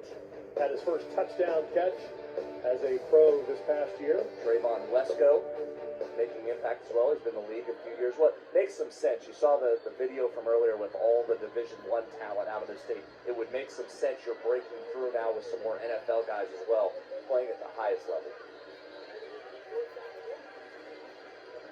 Dave Walker trying to win his 9th state title. It'd be the school's 10th. Brett Sherman, who took over as head coach when Walker left for Athens, remains on staff. He won a state title. Pretty good program. Yeah. You got two coaches on your sideline, both with state titles. 17 coaches on the sideline for Martinsburg as well. 4th and 2. Barker to throw. Goes deep. Collins got a step. He's got it. Collins, touchdown. 2nd of the first half. And the Bulldogs give up a touchdown with 7 seconds remaining until halftime. Great job by Princeton, and that's massive from a confidence standpoint. There's that deep ball we talked about. Collins just has to beat his guy, and he did beat 2 guys on that play. But here's the difference. Protection from that Princeton offensive line gave Parker time to wait and let Collins clear there the route for the big play. Nice job by the Tigers to answer back there with not much time. Give them a little life here headed into the locker room. All right, extra point upcoming. But how good and fast is Collins? Put 2 guys over on him. He just said, I'll see you both. I'm headed the other way. And the kick is blocked. And that's Reed, who already has 2 sacks in this first half, and now a blocked PAT as he blocks Abelhosen's extra point attempt and will hold the score at 15 with 7 seconds remaining until halftime. The defensive line's been coming all day. They've come close on a couple punts.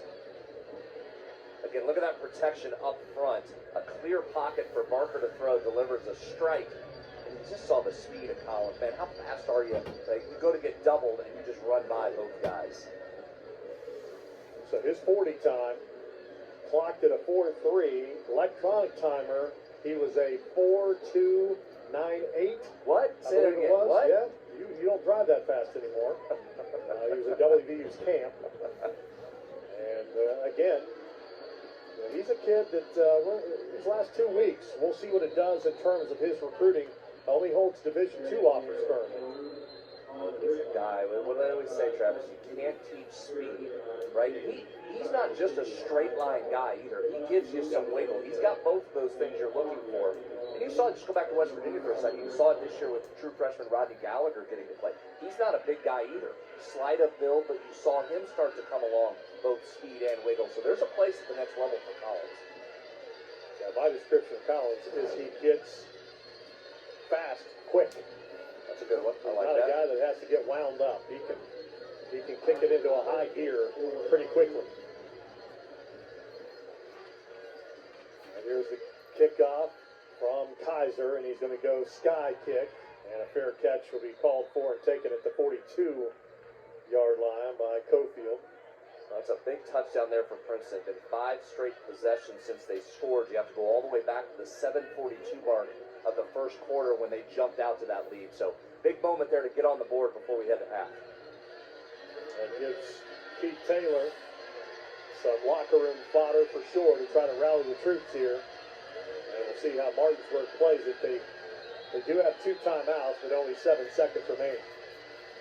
It don't really seem like the take a knee and run it out I type don't of think so program either. here. I Yeah. think they're going to push it. You've got those athletes on the edge and a guy that can get it to them. In 7 seconds, you can get a couple of plays out of this. And Keith Taylor, who also acts as the defensive coordinator, take a timeout. Wanted to see what the formation looked like. Yeah, I don't think they had the right alignment or the alignment that they wanted. Taylor wants to make sure they get this right and get in the locker room.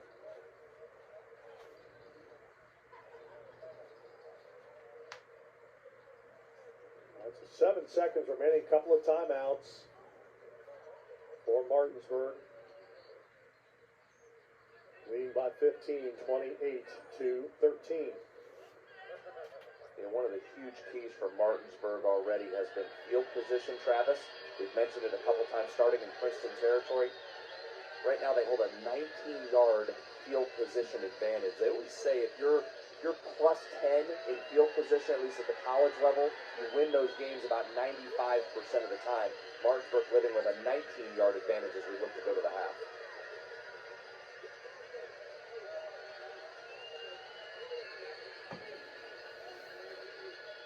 Clement in the offense, back out there on a 1st and 10 from the Bulldog 42-yard line.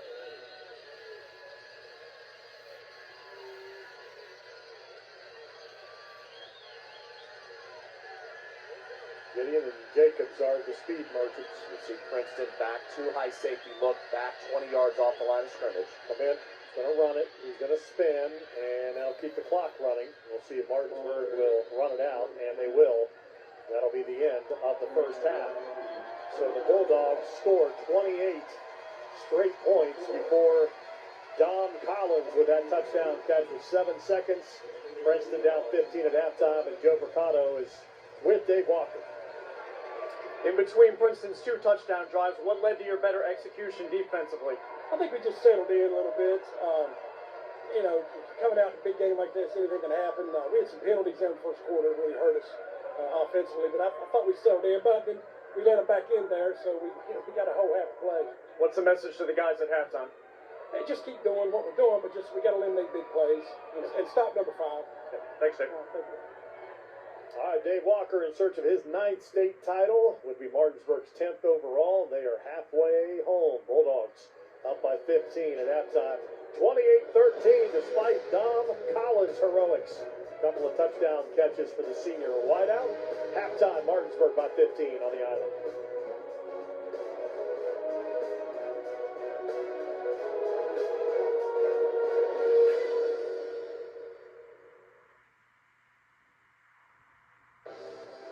Months of preparation and a commitment to excellence have led to this year's Super 6.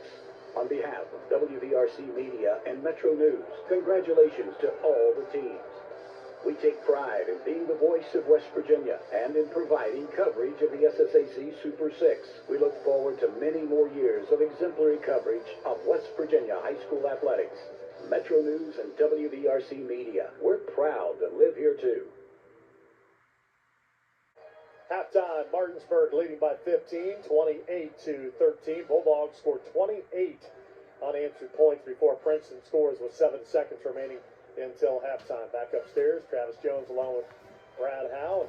I thought Dave Walker said it perfectly. Took Martinsburg a little bit, a couple of series, maybe to adjust to the speed of the Princeton Tigers, but once they settled in, they settled in. Yeah, fourth possession before we saw Martinsburg get on the board. But ultimately, it's that offensive line that we talked about in pregame. They are just moving guys up front, and they are a handful for the Princeton defense right now. Yeah, if you look at the Bulldogs, that's one of the things that's been the staple of their state championship runs. They impose their will. They do what they want to do. They do. Both sides of the ball, that line, and it's a lot of the same guys going both ways. And it's probably one of the under-talked-about parts of Martinsburg. They have such great skill, and it's easy to talk about those guys, but their lines every year when we see them here in Wheeling are dominant. I got to give a lot of credit to Princeton. Came in, jumped on top of Martinsburg in this game, 7-0. Everything going against them there in that second quarter, and they found a way to mount a drive. Yeah, I think that last score was massive from a mental standpoint. Dom Collins, as advertised, he is a handful to contain. You saw him beat the double coverage there at the end of the half and get that touchdown to allow Princeton a little life there as they head into halftime. 128 yards receiving on 5 and a couple of touchdowns for Dom Collins here at halftime. Murphy Clement over 100 yards rushing and a couple of touchdowns for Martinsburg here at halftime. Bulldogs up 28-13 in the Class AAA State Championship game. As we go to break, we'll take a listen to the Princeton Tiger marching band.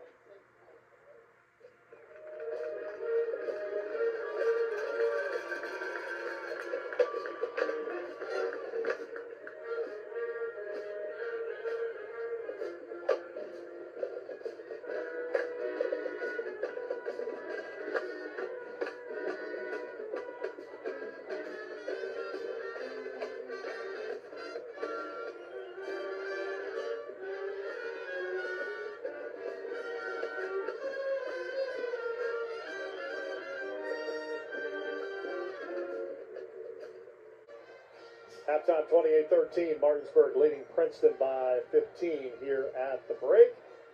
Joe Mercado joins me now as we look a fond look back at what was the year in Class AAA football in the state of West Virginia. Very exciting, and the number one storyline really going into this season was something you mentioned a number of times throughout the broadcast, the return of Dave Walker as head coach after his 3-year stint leading Concord. That's one of the main storylines. Walker now back and seeking his 9th state championship and the 10th for the Bulldogs.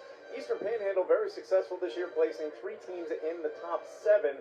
Spring Mills with one of the better seasons in school history as they finished 7th and actually gave Martinsburg their closest game in the regular season. Jefferson checked in at number 6. Parkersburg scored a huge playoff upset, a number 13 seed with a victory over a number 4 seed in Hurricane. And a couple of teams surged very late in the year after slow starts. George Washington got off to a 1-3 start. Spring Valley got off to an 0-4 start. Both of those teams found their way into the playoffs. We'll put a wrap on the year with the Metro News top plays in Class AAA with many Martinsburg and Princeton plays represented. We count them down from 10 to 1 on the Metro News top plays of the year in Class AAA. Play 10, Bridgeport doesn't go to the air often, but they find their way through the fog here in their Week 7 win over Parkersburg South. Jack Spataford to Donovan Williams, a juggling catch, covers 37 yards for the touchdown. Play 9, Bridgeport in playoff opener against GW. Wes Brown blocks a potential game-tying PAT with 2:20 to go. The Indians prevailed 28-27. Play 8, Hurricane handed Cabell Midland their lone regular season loss in Week 8. Marshall commit Ja'Kai Long looks deep. WVU commit Tyshawn Dews with a diving reception for 46 yards. Play 7 was the decisive play in that game. Will Mitchell, 39-yard field goal with 2.9 seconds left, wins it for the Redskins. Play 6, the play that sealed Martinsburg's Week 1 win over Clarkson North of Canada. It's a big guy touchdown. Xerxes Yancey jumps the route and returns the pick 60 yards to the end zone. Play 5, tremendous concentration by Oak Hill receiver Mikey Spack. The pass is tipped, but he collects it, and he goes 43 yards to the house for 6 points against Bluefield. Play 4, the second appearance for the Martinsburg Bulldogs on the countdown. Murphy Clement swings it out to Sarad Musgrove. Musgrove looks like he is pinned in, but he shakes out of a tackle attempt and goes 26 yards for the touchdown. Play 3, Parkersburg South defeated University in Week 2.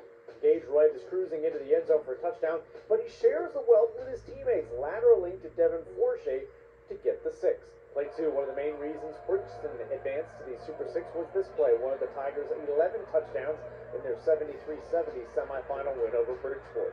Chance Parker to Bradley Mosser. Mosser comes back to the ball, cuts back across the field, and takes it 51 yards to the end zone.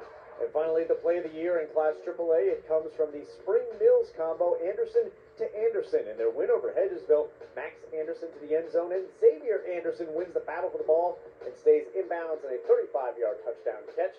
Max Anderson and Xavier Anderson of Spring Mills team up on the top play in Class AAA.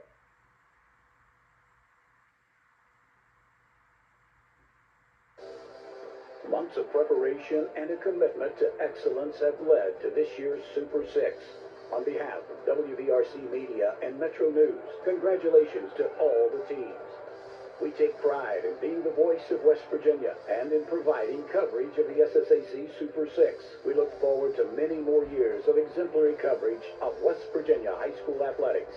Metro News and WVRC Media, we're proud to live here too. All right, just moments away from the start of the third quarter. Again, Martinsburg will have the ball to start the third quarter, leading this game 28-13. Well, Princeton got off to a quick start, Brad. Barker finding his favorite target. That's what he does. Dom Collins down the field, 5 catches, 127 yards there in the first half. Big play right here. It was called on the field as a good recovery, but once reviewed, the ball was kicked by a Princeton player at the 9.5-yard mark up the field, gave the ball to Martinsburg. Clement answers. Yeah, Clement's just been fantastic. 143 yards rushing, averaging 14 yards per carry. Also showing he can throw the football as well. Gideon out fighting the defender for the touchdown on that one, and Clement, a pair of touchdown runs in that first half. You saw the speed right there, but it's really been the offensive line for Martinsburg that's really impressed, just opening massive holes. There you see Coy Fagan taking off for another Martinsburg touchdown as part of that avalanche that came in the second quarter. Yeah, Collins gets a touchdown. 7 seconds to go in the half. Martinsburg gives up a late score, which is very uncharacteristic. Yeah, good job by Collins. Just flat out beat 2 defenders down the field with his speed. Great pass by Barker. Stats presented by BSN Sports, the heart of the game. Martinsburg, slow to start, strong to finish. 227 yards in that first half. Yeah, you would normally look at that time of possession difference and think Princeton was right where it needs to be, which it was, but that's that quick strike offense for Martinsburg that we saw in the second quarter. 3 sacks for Martinsburg in half number 1, including 2 for Rashad Reed. And look at those rush yards, Travis. Murphy Clement leading the way for Martinsburg, but Markel Lowe just can't find any running room on the other side of the ball for Princeton. And Dave Walker half away from winning another state title. Coming back to Martinsburg after his 3-year stint at Concord, where he led the Mountain Lions. His last year was their best year, almost got into the NCAA playoffs, lost to Fairmont State on a late 2-point conversion, and that derailed their chances to make the postseason. But it's kind of interesting. Dave Walker, when he was head coach at Concord, you know where he lived? Princeton. So he knows all about the community support of this Princeton Tiger football program. Well, you mentioned that community support. I give credit to both communities. This is a tremendous crowd. You got a beautiful day, sun, 60 degrees. Both of the stands very nearly full on each side. All right, here's the kickoff, fielded at the 17-yard line on the return, over the 30. That's Musgrove, dances to the 35, and will be shouldered at the 39-yard line. But good starting field position for Martinsburg, and that was the other story of that first half. Bulldogs starting on the plus side of the field. Yeah, they said great field position. Plus 19 yards overall in the field position battle in favor of Martinsburg. First and 10 from the 39 as the sun peeks through the clouds here at Wheeling Island Stadium. And, you know, it's always a good opening weekend in December weather-wise when you're having to take layers off. The Bulldogs are ready to go to work. Clement checks his wristband. Murphy 5 of 10, 48 yards through the air, 143 on the ground. And he'll carry the football again and drag an offender out to the 46-yard line, his 11th carry of this football game as a winner on first down. Yeah, that play's been so successful all day, but especially on first down. They love running that, getting ahead of the sticks, second and short. Now you got the full playbook at your advantage. Alan Kaiser on the tackle, second down and 3.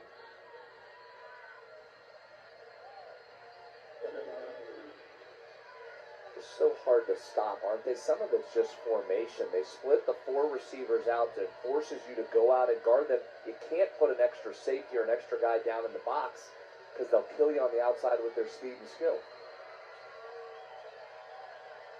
Play clock at 5. Commit, the runner reverse. Musgrove dances to the outside. They'll have the first down out of a tackle from Mosser and dropped at the 46-yard line by Kaiser. But a first down for the Bulldogs on a second and short. That shows how hard it is to stop them. That reverse, Princeton in pretty good shape. Mosser's right there. Musgrove just gives him a little start and stop. Gets forward for the first down. 5'10", 160-pound senior. This is a senior-heavy Martinsburg team. Mentioned 4 of the 5 starting offensive linemen are seniors. Clement also playing his final high school game today, as is Musgrove. Here's Clement, and he's making the last one count. He breaks a tackle. He's loose inside the 5. He's in the end zone. Third time on the ground for Murphy Clement. And Martinsburg scores quick here to start the third quarter of play. Yeah, just so hard to stop that quarterback power. There it is again. This one off the right side. Most of the time we've seen that go left. This time Clement just busts through, and once he gets through that first wave, it's just his speed getting turned on, and it's hard to catch him. Yeah, a pair of missed tackles. Back upfield. And Clement scores again, and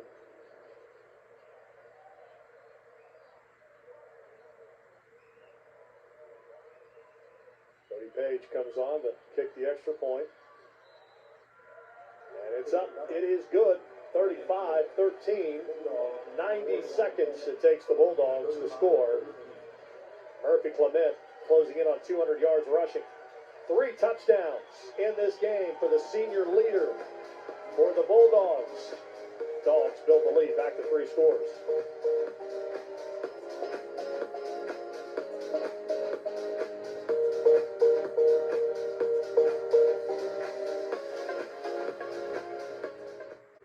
Just a beautiful day here, Wheeling Island Stadium, at the peak of sunshine here momentarily. 60 degrees in early December, and it's been a very enjoyable day, certainly for the folks from the Eastern Panhandle. Martinsburg, their fans enjoying this one, 35-13, 10:30 to play in the third quarter. Another quick scoring drive for Martinsburg. Yeah, that's what they do, right? 5 touchdown drives for the Bulldogs. Only one has taken more than 50 seconds. That was the last one that was just a minute 22.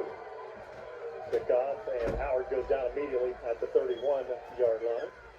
Great job by our Metro News crew today. Cameron Jones, our drone pilot, giving us the overhead shots here at the island. All right, Princeton, they can score quick too, and they're going to need to. They'll try to get themselves into the same type of game they were in last week with Bridgeport, high scoring.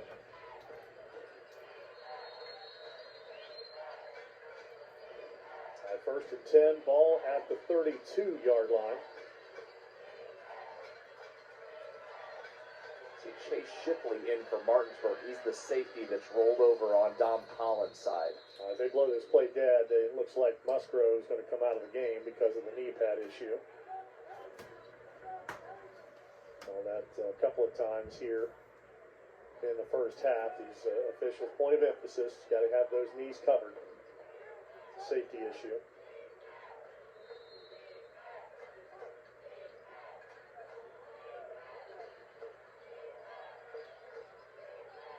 Again, Collins, 5 catches, 127 yards, 2 touchdowns, lines up top of the screen. This is a run for Lowe, and he's been bottled up. Not surprisingly, the pile will move a little bit to the left for an extra yard out to the 35-yard line and pick up 3, but Markel Lowe's been held to 9 carries and 9 net yards. Yeah, it's just no room to move inside. We've talked about that defensive line all day, and it really just provides such a luxury for the Bulldogs. They're able to roll that other safety all the way out to the hash or beyond and keep an eye on Collins and don't have to worry about bringing him down in run support.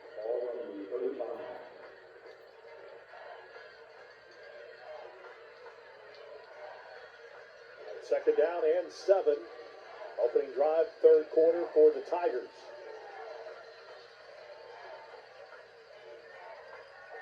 Barker, sacked. Buskey gets through. 4th time Barker's been sacked today. Back to the 25-yard line, a loss of 10. Yeah, and Buskey just comes in through that gap, having to double team down on the line on those defensive linemen, leaves a free free rusher there. It was Buskey again getting through there and disrupting that play. 3rd down and 17. That'll put Princeton now underwater in total rushing in this game. Negative 6 yards rushing.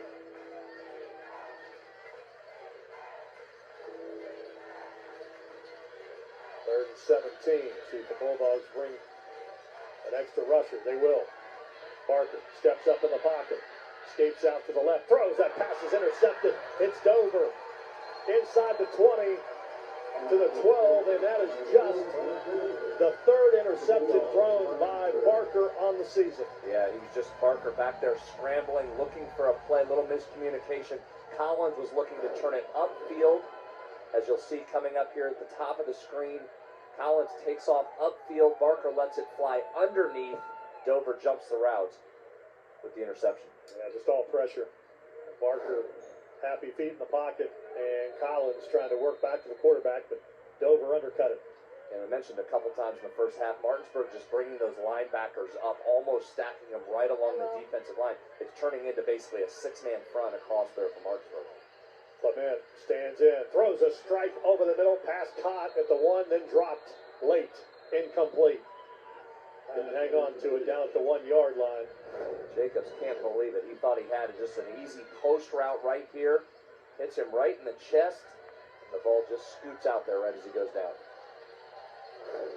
Good call by the official, 2nd down. Ball at the 12-yard line. 8:37 remaining here in quarter 3.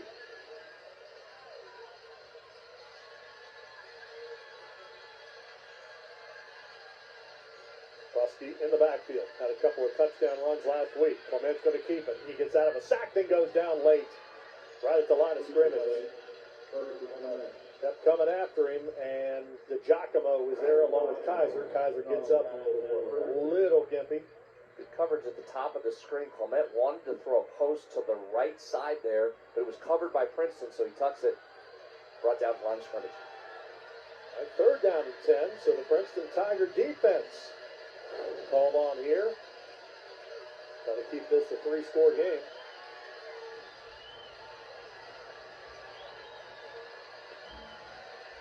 Tiger showing blitz. Clement sees it, looks at the sideline. Dave Walker wants to take a timeout. Play clock was at 5.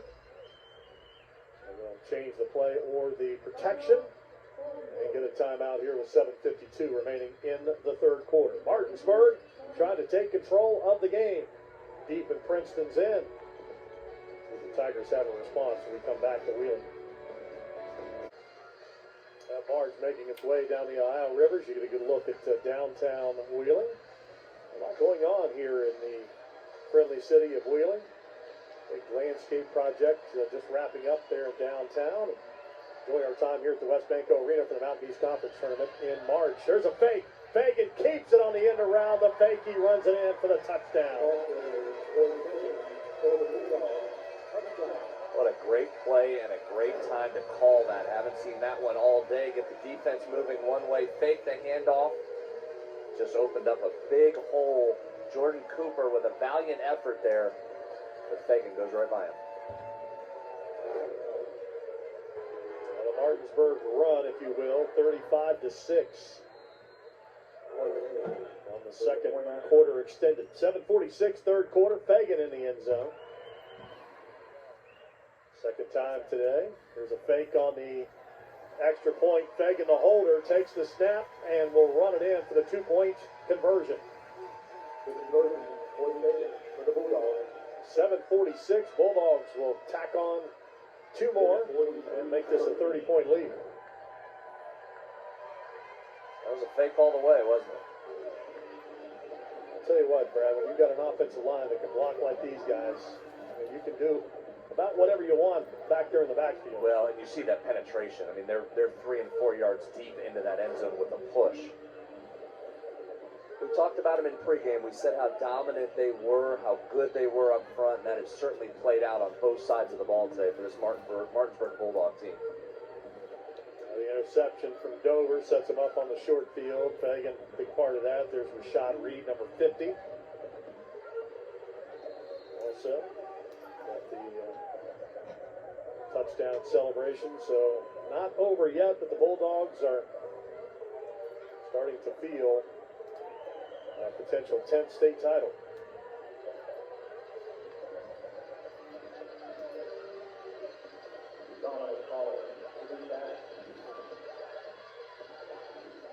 Talk about the synergy on their staff. You know, you go back to what we talked about with Britt Sherman. It's not like he was a slouch. He won 28 of 33 games and won a 2021 title. Now the offensive coordinator and special teams coach. How about, you know, you find out, hey, Dave Walker wants to come back. Okay, well, I'll resign and just go back to being a coordinator. Yeah, absolutely. Fair catch called for and taken at the 31-yard line by Marvion Howard. Princeton will go back to work. So you get Don Collins the ball. It's fun to watch him. You know, you mentioned Britt Sherman there. That's a pretty good spot to go back to when you know you have those kind of guys and that talent at offensive line. Murphy, Clement, Fagan just go right down the list of talent on that side of the ball.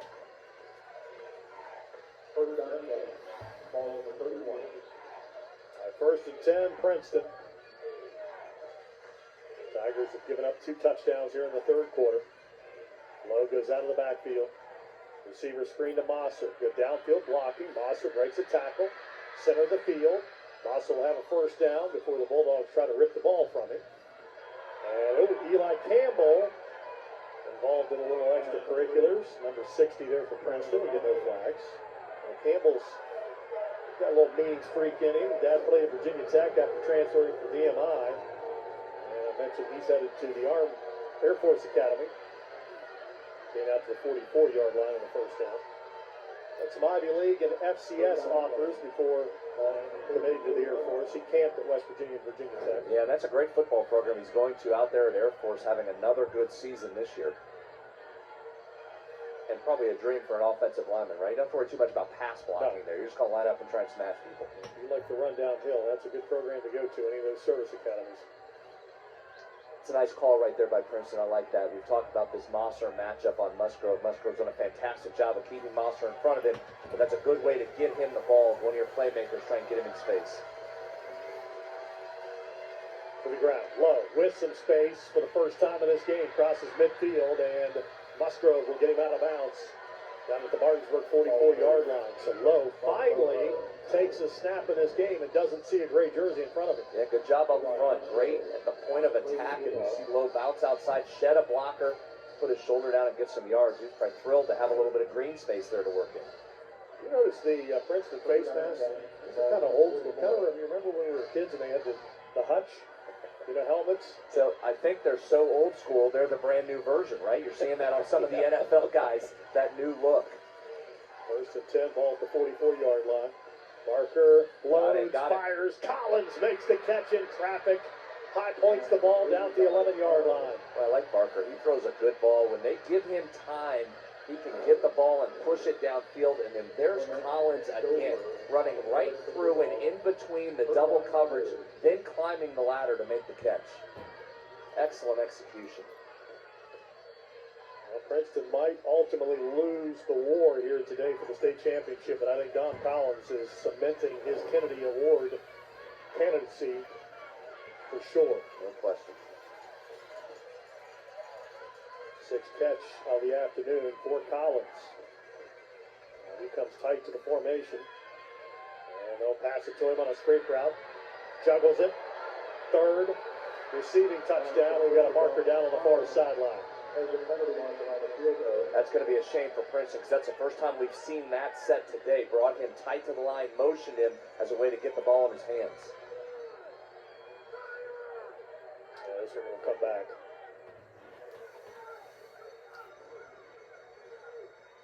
We got a legal formation. It's the offense. 5 men in the backfield. 5-yard penalty. Replay first down. All right, so the receiver out wide is covered. And you're right, they've been sitting on that one. Kind of motioned Collins to the wing and then brought him underneath. Yep, and a great spot to do it down inside the red zone where you can pop him for a touchdown. There's a perfect time to call it. It's unfortunate for the Tigers, the penalty. Collins denied his third touchdown catch of the game. Goes in orbit motion. Barker throws it down the center of the field, and a great catch. Klein, did he get a foot in? They say no on the back line, and we'll take a look at this one. I want to see that one. Nice pass, got it up where only Klein could go get it. Great job by Klein. Up the ladder, goes over the defensive back with the catch.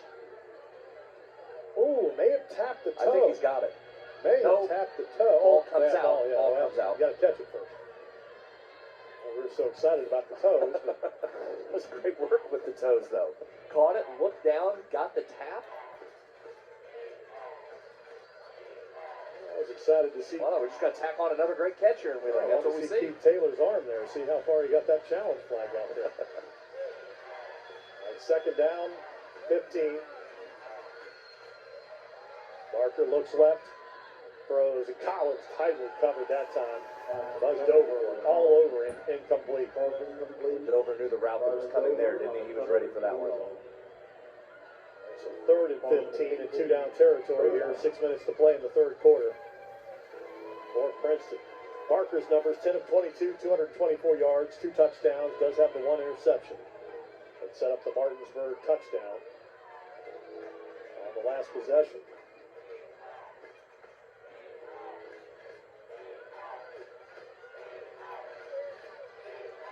Play clock at 10 as Barker lines them up.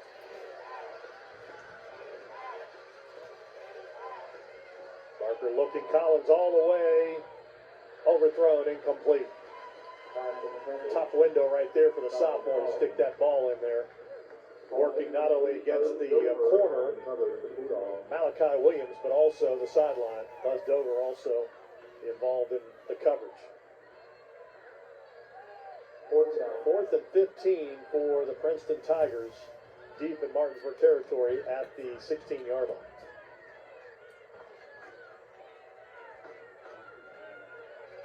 Expect some heavy pressure here from Martinsburg. Princeton 1 for 2 on 4th down conversions, but this one 4th and long. Barker on the play action. Late pressure comes. Scoots out. Sacked. Back at the 28-yard line. 5th time he's been sacked today. This time it is Yancey. Hercey's Yancey with the sack. Will not say enough about those guys up front. Continuous pressure and then coverage on the back end right there. There just wasn't anywhere for Barker to throw the football. Didn't see it initially, and then once he was trying to escape, Yancey able to chase him down. And the Tigers turn it over on downs at the 28-yard line.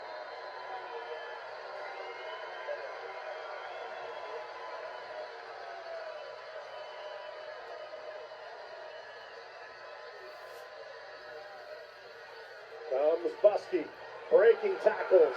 He's free, it's a foot roost. Buskey against Howard, and Howard will chase him down at the 23-yard line.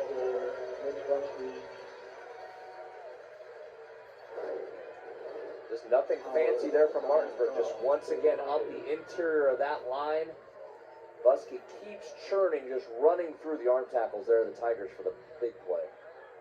That ball to the 23-yard line, 1st and 10. On the first big rip for the junior backup running back, Nick Buskey. Had 2 touchdowns last week against Huntington. Buskey's made some great plays defensively. One of the few times we've seen him offensively, but that's just what Martinsburg gives you, that depth, right? Late in the second half here, you're worn down. They just keep putting new guys in there to come at you. Fagan this time, he runs out wide and will be tackled at the 16-yard line. Martinsburg went over 300 yards rushing on that Buskey run. We'll tack on 8 more on Coy Fagan's carry. Of course, his brother Kai Fagan, also a state champion at Martinsburg. Coming down to ball number 15.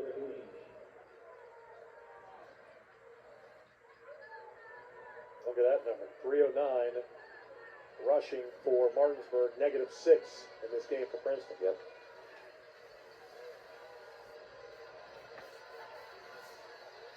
Second and 2, Clement Cuts inside.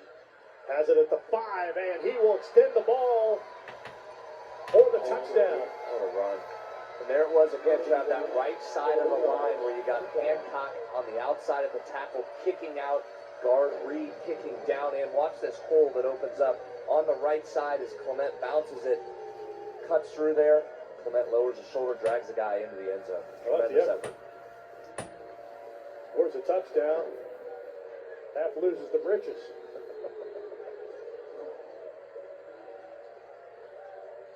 That's 5 on the day for Murphy Clement. 1 through the air, 4 in the ground. And we saw Dylan Allers from Fairmont Senior score 6 rushing touchdowns last night. The Polar Bears victory, 49-48. And Murphy Clement has his 4th rushing touchdown with 4:21 remaining here in the 3rd quarter of play. Well, Tyson Bagent, the former Martinsburg Bulldog quarterback, of course now backup quarterback for the Chicago Bears. Got a couple of starts earlier this season. That deep ball throws in there, delivers a strike. You know, this guy went on to an unbelievable career here at Martinsburg, of course. Then goes to Shepherd, is the Harlan Hill Award winner, which is the Division II Heisman. Then gets into Bears camp and earns his way into a starting job on that particular team. I'm still surprised he wasn't more heavily recruited coming out of high school, because you watch him there in those highlights, that looks college ready at that point when we saw him up here at Wheeling Island, and he's obviously turned in to be just a fantastic quarterback. You mentioned it, going into his senior year, right, went into the portal at Shepherd. Yes. And was kind of testing the waters a little bit, but ultimately decided to return to Shepherd. Which was a great decision. Absolutely. Right, go back to Shepherd. You were already on NFL radar at that point, was Tyson Bagent. He went back and had another fantastic record-setting year. His senior year, that worked his way right into the Reese Senior Bowl and then on to the Chicago Bears. Here comes the kickoff. The sky kick. Martinsburg, in what has been a tip of the cap to Dom Collins. They have not wanted any part of kicking it deep to Collins. So they've been perfectly content. And when you've got that defense, why not give up a little bit of field position? You know, go back to Murphy Clement for a second. When Hudson, his brother, was talking to Joe down on our sidelines, Joe mentioned to him Murphy was injured in that state title game 2 years ago. That's part of why you saw Hudson move all over the field and fill in some on direct snaps and catch it and run it from both positions. Can you imagine if they both would have been on the field at the same time? Oh, it's very good. Yeah, no question about it. And Clement, healthy this year, has had a tremendous year, and again, has an offer from Old Dominion, but you have to figure his stock is rising here as the season comes to an end. Here's Lowe. He steps on the gas, and there you finally get to see the speed in space of Markel Lowe. He'll have the ball out to the 45-yard line at a gain of 15. We talked so much about Barker and Collins coming in, but here's Lowe. He's a 1,700-yard back. Yeah, he's really talented, and you see it right there. He just gets himself to the edge, then sees the crease, and gets himself north and south. $1.65 against the Big Reds of Parkersburg in the quarterfinal round, and that come from behind win for Princeton. Low out of the backfield. Barker, receiver screen, back to Dom. Collins picks up the blocking, and Collins is going to be pulled down after a gain of 9. It's a good play design right there by Princeton. They brought the motion, which brought that extra high safety that was over there bracketing Collins. He followed the motion. That freed Collins up on the other side, gave him numbers for the play. First tackle of the game for Ace Flores. Second and 1 as this third quarter clock is starting to tick away. Princeton doesn't score in the next 3 minutes. We'll have a running clock here in the fourth quarter. Pitch out to Lowe. Lowe. Look at the speed from Yancey's. I mean, that is a defensive end chasing down a very speedy running back. And was right with it. Yancey listed 5'10", 195, and is out there on the edge tracking Lowe. No gain. Second down and 10. You missed it, remarked earlier in the first half. You know, it's rare you see a team and you look at their leading tacklers. Usually it's the linebackers. And that means, all right, they got a good D-line because they're eating up the blocks. Right. Now this team, 3 of their leading tacklers are their D-line. Hendricks, Reed, and Bass, and Yancey's right in the mix. Here's Mosser, receiver screen in a phone booth. Shakes free momentarily. Gets it to the 41-yard line before he's tracked down by Buskey. Short game. Well, this is the bread and butter of Princeton right here. These receiver screens. They have beaten teams to death on them all season. But you see Martinsburg has got the strength and the speed to get off the blocks and keep that boxed in. Yeah, as you mentioned earlier in the game, it's a different animal going against the speed of the Martinsburg defense. Second down and 6. Barker under pressure, sacked 6 times. Goes down back to the 47-yard line. First on the scene for the Martinsburg defense was 58, Will Bass.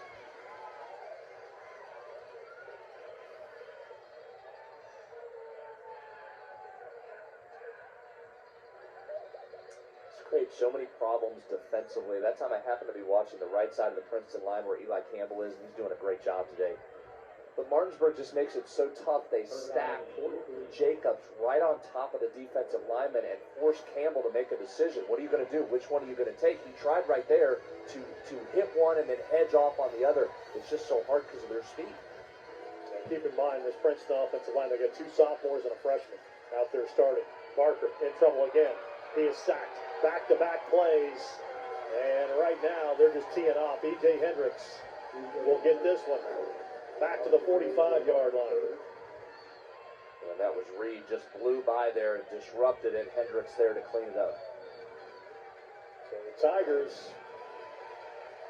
mounting a little drive here, and the Bulldogs slam the brakes on that and shift it into reverse in a hurry, and the punt team will come on for the Princeton Tigers, trailing 50-13. Have a squat number on Reed. That's a lot. It's a lot. You can look at that lower body, you can see why he's so good up front. VW Bug. You are not moving him. Squatting the VW Bug. The new style or the old style? Yeah, whichever's heavier. There's Musgrove. Bounces. 18-yard line. A pair of flags come flying in. Actually, 3 flags come flying in from all angles. I'll tell you what, those officials with some arms, there were some windups there on those flags coming. Well, needless to say, the Musgrove return will not stand. I think Princeton might have their pick of which one they want to accept here. You know, Musgrove's a great example of this Martinsburg depth. Talked about him in that matchup with Mosser all day. He's been tremendous out there. But he's about the 6th guy you would talk about on that defense, yet he's been invaluable in this particular game. Yeah, I mean, same thing offensively. You know, you look at guys like Gideon and Jacobs and Musgrove. You know, you put them on, you know, XHS, whatever high school you want, and they're probably all-state and all-stars. You know, on this team, 1,000-yard rushers and receivers. Yeah. You know, on this team, it's just so much depth. And it starts with their, you know, their younger programs. Martinsburg, it's a program. There's no question about that. You don't win, you know, the soon-to-be 10th state title in such a short span without being successful on all levels. All right, a lot to sort out here. A lot of laundry on the field. So the crew. There are 2 fouls on the play. Personal foul, face mask. 21 on the kicking team. Holding on the return team, number 82. Those penalties offset. Replay fourth down. Oh, I have to re-kick it here. Yeah, there was a lot of break there while the officials were talking. Some great sportsmanship between the 2 lines. Did you see Hancock and Campbell talking? One of the Martinsburg players showing some technique there to the Princeton defensive linemen. A little clinic going on out there. Some camaraderie here in the state championship, Travis. Princeton asked him, how are you doing this? How are you 7 sacks here? Show me what you're doing. All right, the Giacomo will have to punt it again.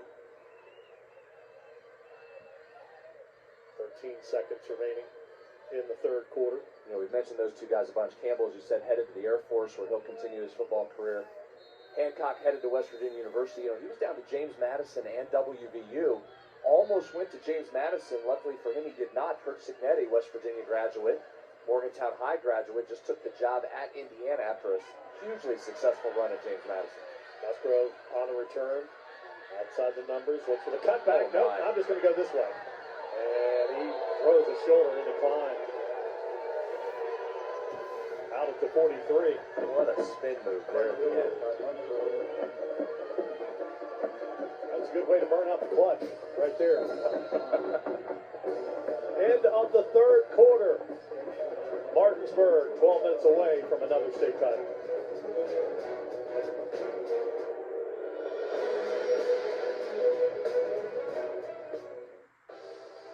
Months of preparation and a commitment to excellence have led to this year's Super 6. On behalf of WVRC Media and Metro News, congratulations to all the teams.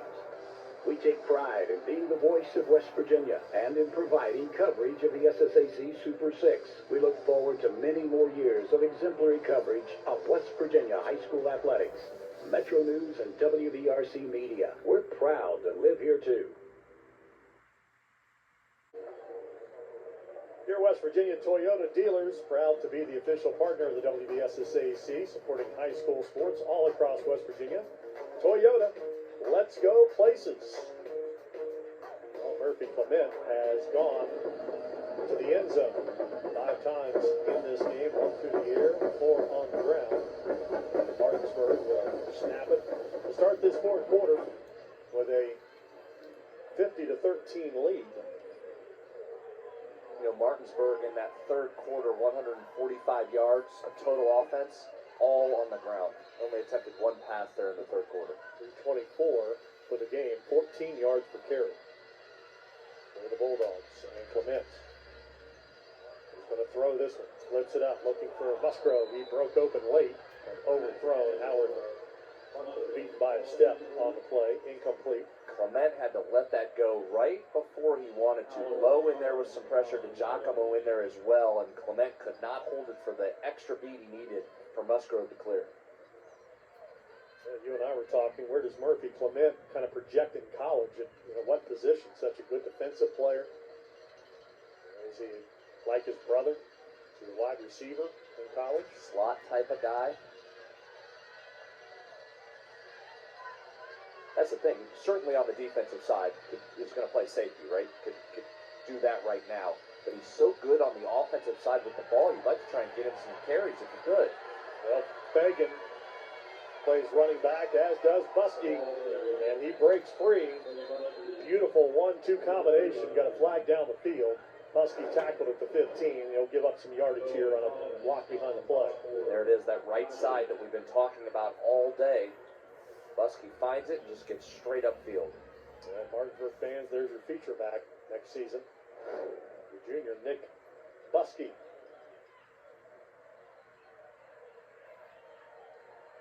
Holding on the offense, number 6.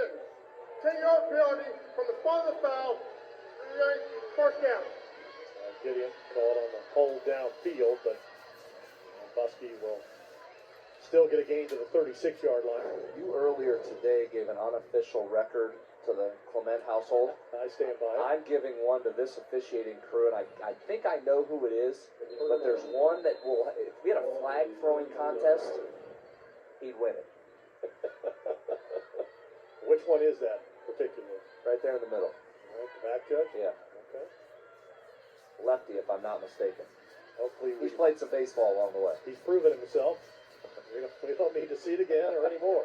Here's a pump and go, and he's gone. Gideon, touchdown. Clement, second touchdown pass, 6 total for the game. And the Bulldogs extend the lead to 56-13. Yeah, just a little pump, got the bite from the defensive backs, but Gideon was already gone into the end zone.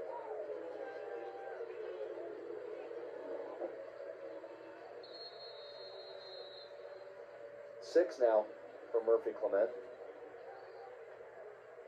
Yep, total touchdowns. Still not Hudson. Hudson's probably sweating over there. He's got a 2-touchdown buffer at the moment. There's the kick. It's up and good for Page. 9:46 to play. Once upon a time, this was 7-0 Princeton. Now the Bulldogs up 57-13. 5:46 to play. Back in a moment to Wheeling. That's been all Martinsburg. Second quarter on. Bulldogs 57-13. And look at the stats. You know, they always say, what, stats are for losers. Stats don't always tell the tale. Well, sometimes they don't. Time of possession has meant absolutely nothing in this game when you consider Princeton nearly has a full quarter more of possession time than Martinsburg. Yeah, it's just been that quick strike Bulldog offense as we've seen so many times up here. But one of those stats that doesn't lie in this one, you look at Princeton's rushing yards or average yards per rush in the negative, -0.2, and I think that just speaks to how good and dominant this Martinsburg team has been up front today. What a job that Sam Collins has done on these kickoffs. And he gets a hug and attaboy from his head coach. Martinsburg 12 yards per play to Princeton's 5. But Collins routinely putting that ball in the end zone for the automatic touchdown. Just a junior. He'll be on the circuit, I would imagine, this spring and summer, and his services will be in demand. You got a guy that can put it in the end zone at the next level. It's invaluable. What a great, memorable season it's been for Princeton. And the Tigers, 9 minutes and some change here. As that Tiger fan base still hanging in there across the way. Enjoying every last moment as they should in this season. Agree. We said it in the open, storybook season for them. I know this didn't end the way they wanted it to, but what a fantastic year. Some lifelong memories there for that crew. Barker throws it short, and they're all over that. Is Martinsburg. Williams is waiting on DiGiacomo. No gain on that play.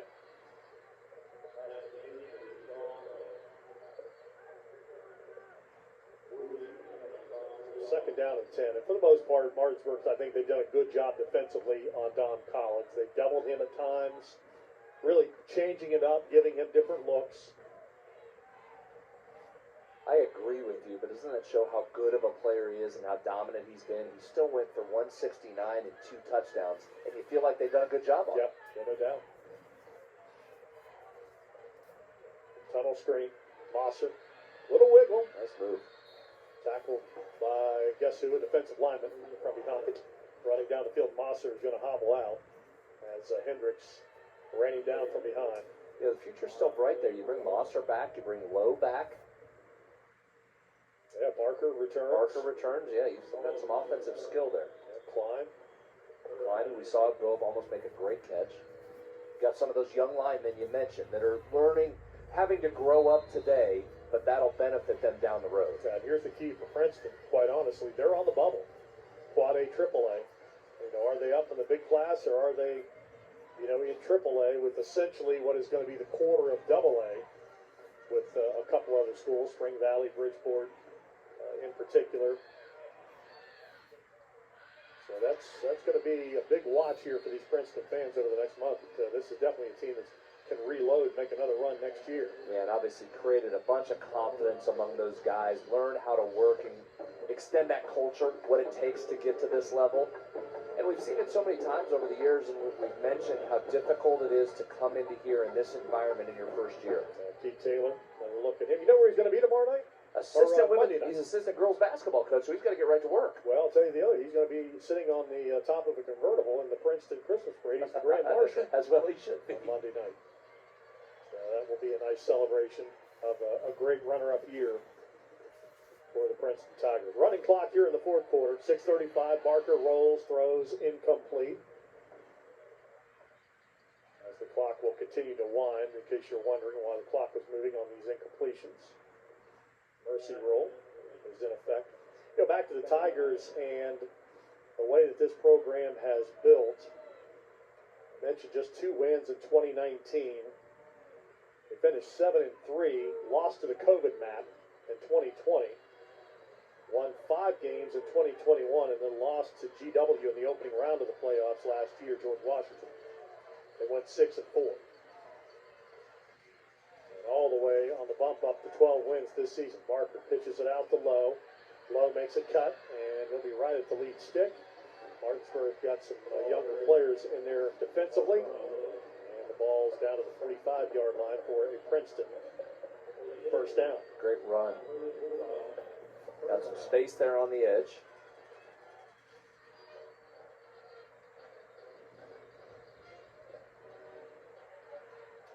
5:27. Quick moving fourth quarter of play here.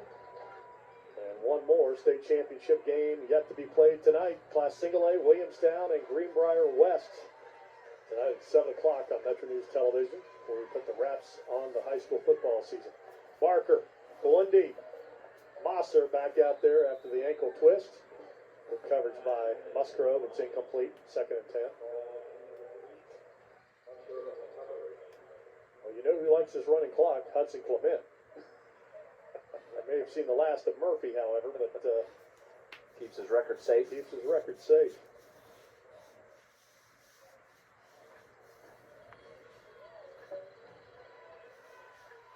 I'll tell you what, you mentioned it earlier. Dylan Hours was pressing it for a little bit last night. Right? He had 6 of them. And he set the that game. AA single or state championship rushing record in a single game with 6 touchdown runs last night. The son of former Mountaineer fullback Wes Hours. Mountaineer fullbacks are going to be a theme. You mentioned that game coming up tonight. We're going to see Owen Schmidt on the sideline for Greenbrier West. There's Dover, his 2nd interception down at the 15-yard line. And Chance Barker came in with that amazing touchdown to interception ratio. He's thrown 2 after throwing just 2 the entire season. Don't fault him on that one, just trying here to take a shot. 4:12 remaining. We'll get a timeout. Martinsburg, 4 minutes and some change away from their 10th state title.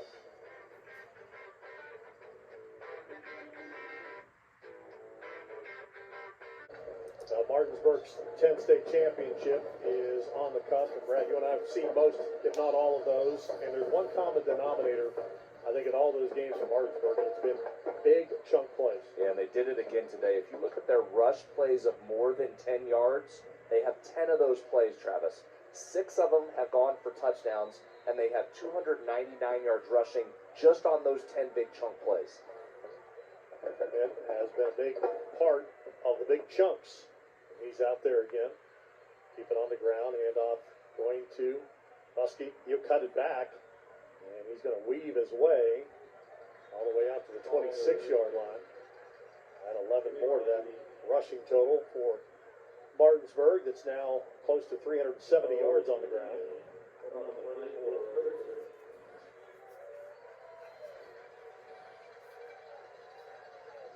3:40 left.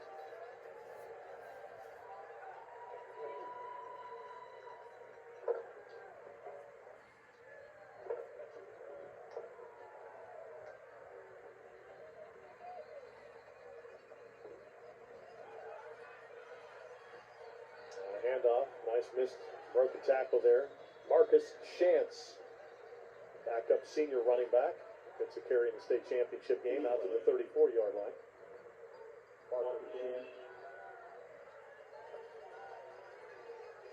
Clock hits 3 minutes, so Martinsburg will have to run a couple of more plays here.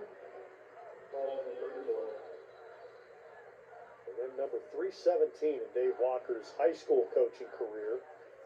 Didn't start at Martinsburg. He had a nice stint at East Hardy High School, Class Single A school, before taking the Martinsburg job. Direct snap back, Fagan. Outside the numbers. And Fagan across midfield. Mosser will get him out of bounds at the 45. The clock will continue to wind. Fagan just so talented as well, quarterback and running back. Started the season a backup quarterback, slides in for the starting tailback role, gains nearly 1,000 yards on the ground coming into this game. Stop the clock, got an injured Princeton player all the way down at the 23-yard line behind the cheerleaders. Looks like it's Howard. And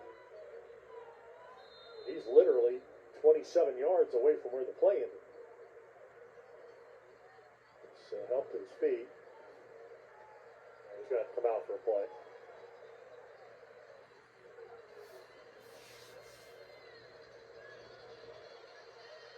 Clement, 210 yards rushing. Buskey just missed out on a 100-yard game, 95 yards on the ground. It's Fagan now. And might get it here. Here's Busky. Oh, that is Busky, and that looks like a face mask. Yes. That flag comes in, 34-yard line. Well, there's your boy. Back judge. I'm telling you, he's got an arm. Flag came out of nowhere. Traveled about 25, 30 yards across the field.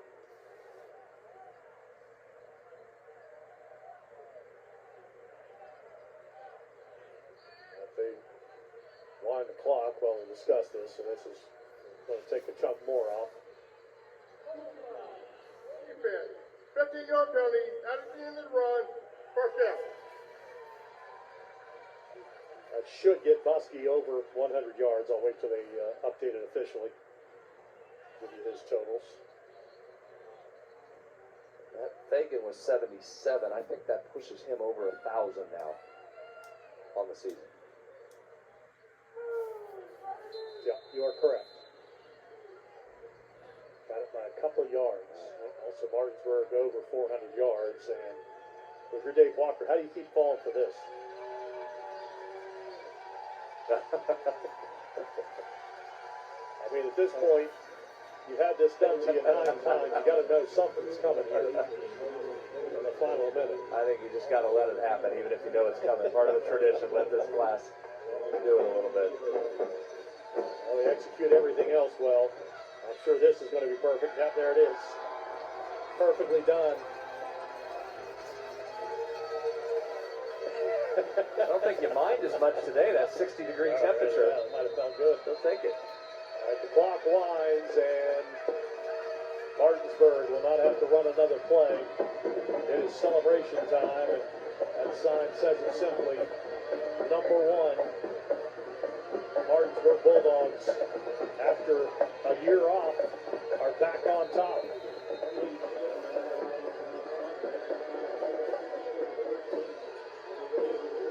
Impressive effort, Travis, all the way around, all the phases. That line was dominant. Skill guys were great again. Just another impressive Martinsburg effort here on the island. Murphy Clement and his brother Hudson Clement, the second-year player at West Virginia. Murphy will walk off this field as the Clements will have left their mark on the Martinsburg program, and certainly performances seared in the memory of Super 6 fans. Murphy, 6 touchdowns accounted for today. So that is 14 total between the brothers in state championship games. That's a good household haul right there. That is going to be tough to match or beat moving forward. Martinsburg wins. Princeton wraps up a wonderful season. Again, some key seniors on this Princeton Tiger football outfit, but they've got a great core of underclassmen next season when we go to 4 classifications. All right, let's check in with Joe. He's got Victoria's head coach Dave Walker. Dave, your skill guys get a lot of attention, and deservedly so, but your defensive line, Rashad Reed, Xerxes Yancey, Will Bass, E.J. Hendricks, how good were those guys today? I mean, they played really well. They just got better as the game went on. So very proud of them, and they showed up to play today. Murphy wasn't able to play in this game 2 years ago. How focused was he to have a great performance today? I mean, he was ready to go. I mean, he's been ready all year, and you know, he's a great player, great young man. I know that this is not a 14-week season. It's a year-round season to put this team together. How impressed were you with the focus for the guys really throughout the entire year and since you took over? I mean, they've been just amazing. Just the work they put in and the focus they've shown. And, you know, they're just a great group of guys, and just blessed to be associated with them. Lastly, when you decided to come back home to Martinsburg, did you imagine this moment that you're about to have and bring a state championship back? No, I mean, those are things the dreams are made of, you know. But no, we just come in and went to work, and Brent and those guys, they already had it set up. I mean, so I'm very thankful and just very pleased to be where I'm at. Can't say enough. Congratulations, Dave. Thank you, Joe. Thank you, Joe. Dave Walker back home and back on top of the Class AAA football world as the Martinsburg Bulldogs win another state title. That is 10 now for Martinsburg, dating back to 2010. 57-13, the final score. The MVPs will be announced here momentarily. We fully anticipate it will be Murphy Clement for the Martinsburg Bulldogs. You know, Dave said it right there, but credit Rich Sherman too as well. You mentioned it a couple times throughout the game. What a selfless act that was. You have the head coach of the program, you win a state title. Dave Walker comes back, you slide back into your old role as offensive coordinator and just keep the thing running.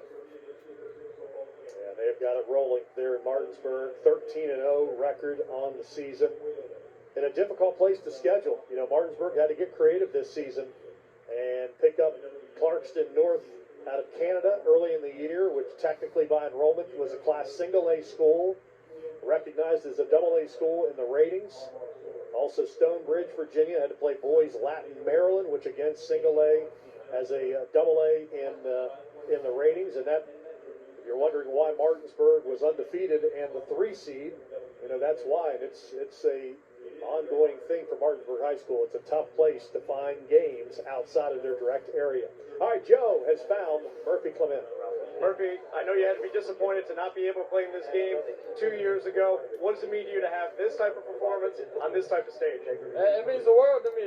I didn't get to do it 2 years ago, obviously. I got to watch Hudson do his thing, and it was just great to be able to have my turn with it and be able to put on for my city and put on for the rest of my players and my teammates, all of them.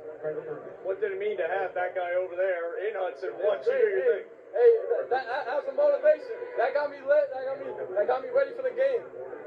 What does it mean to you to bring a state championship back to Martinsburg? I know there's high pressure and high expectations, and you guys did the job. It's great.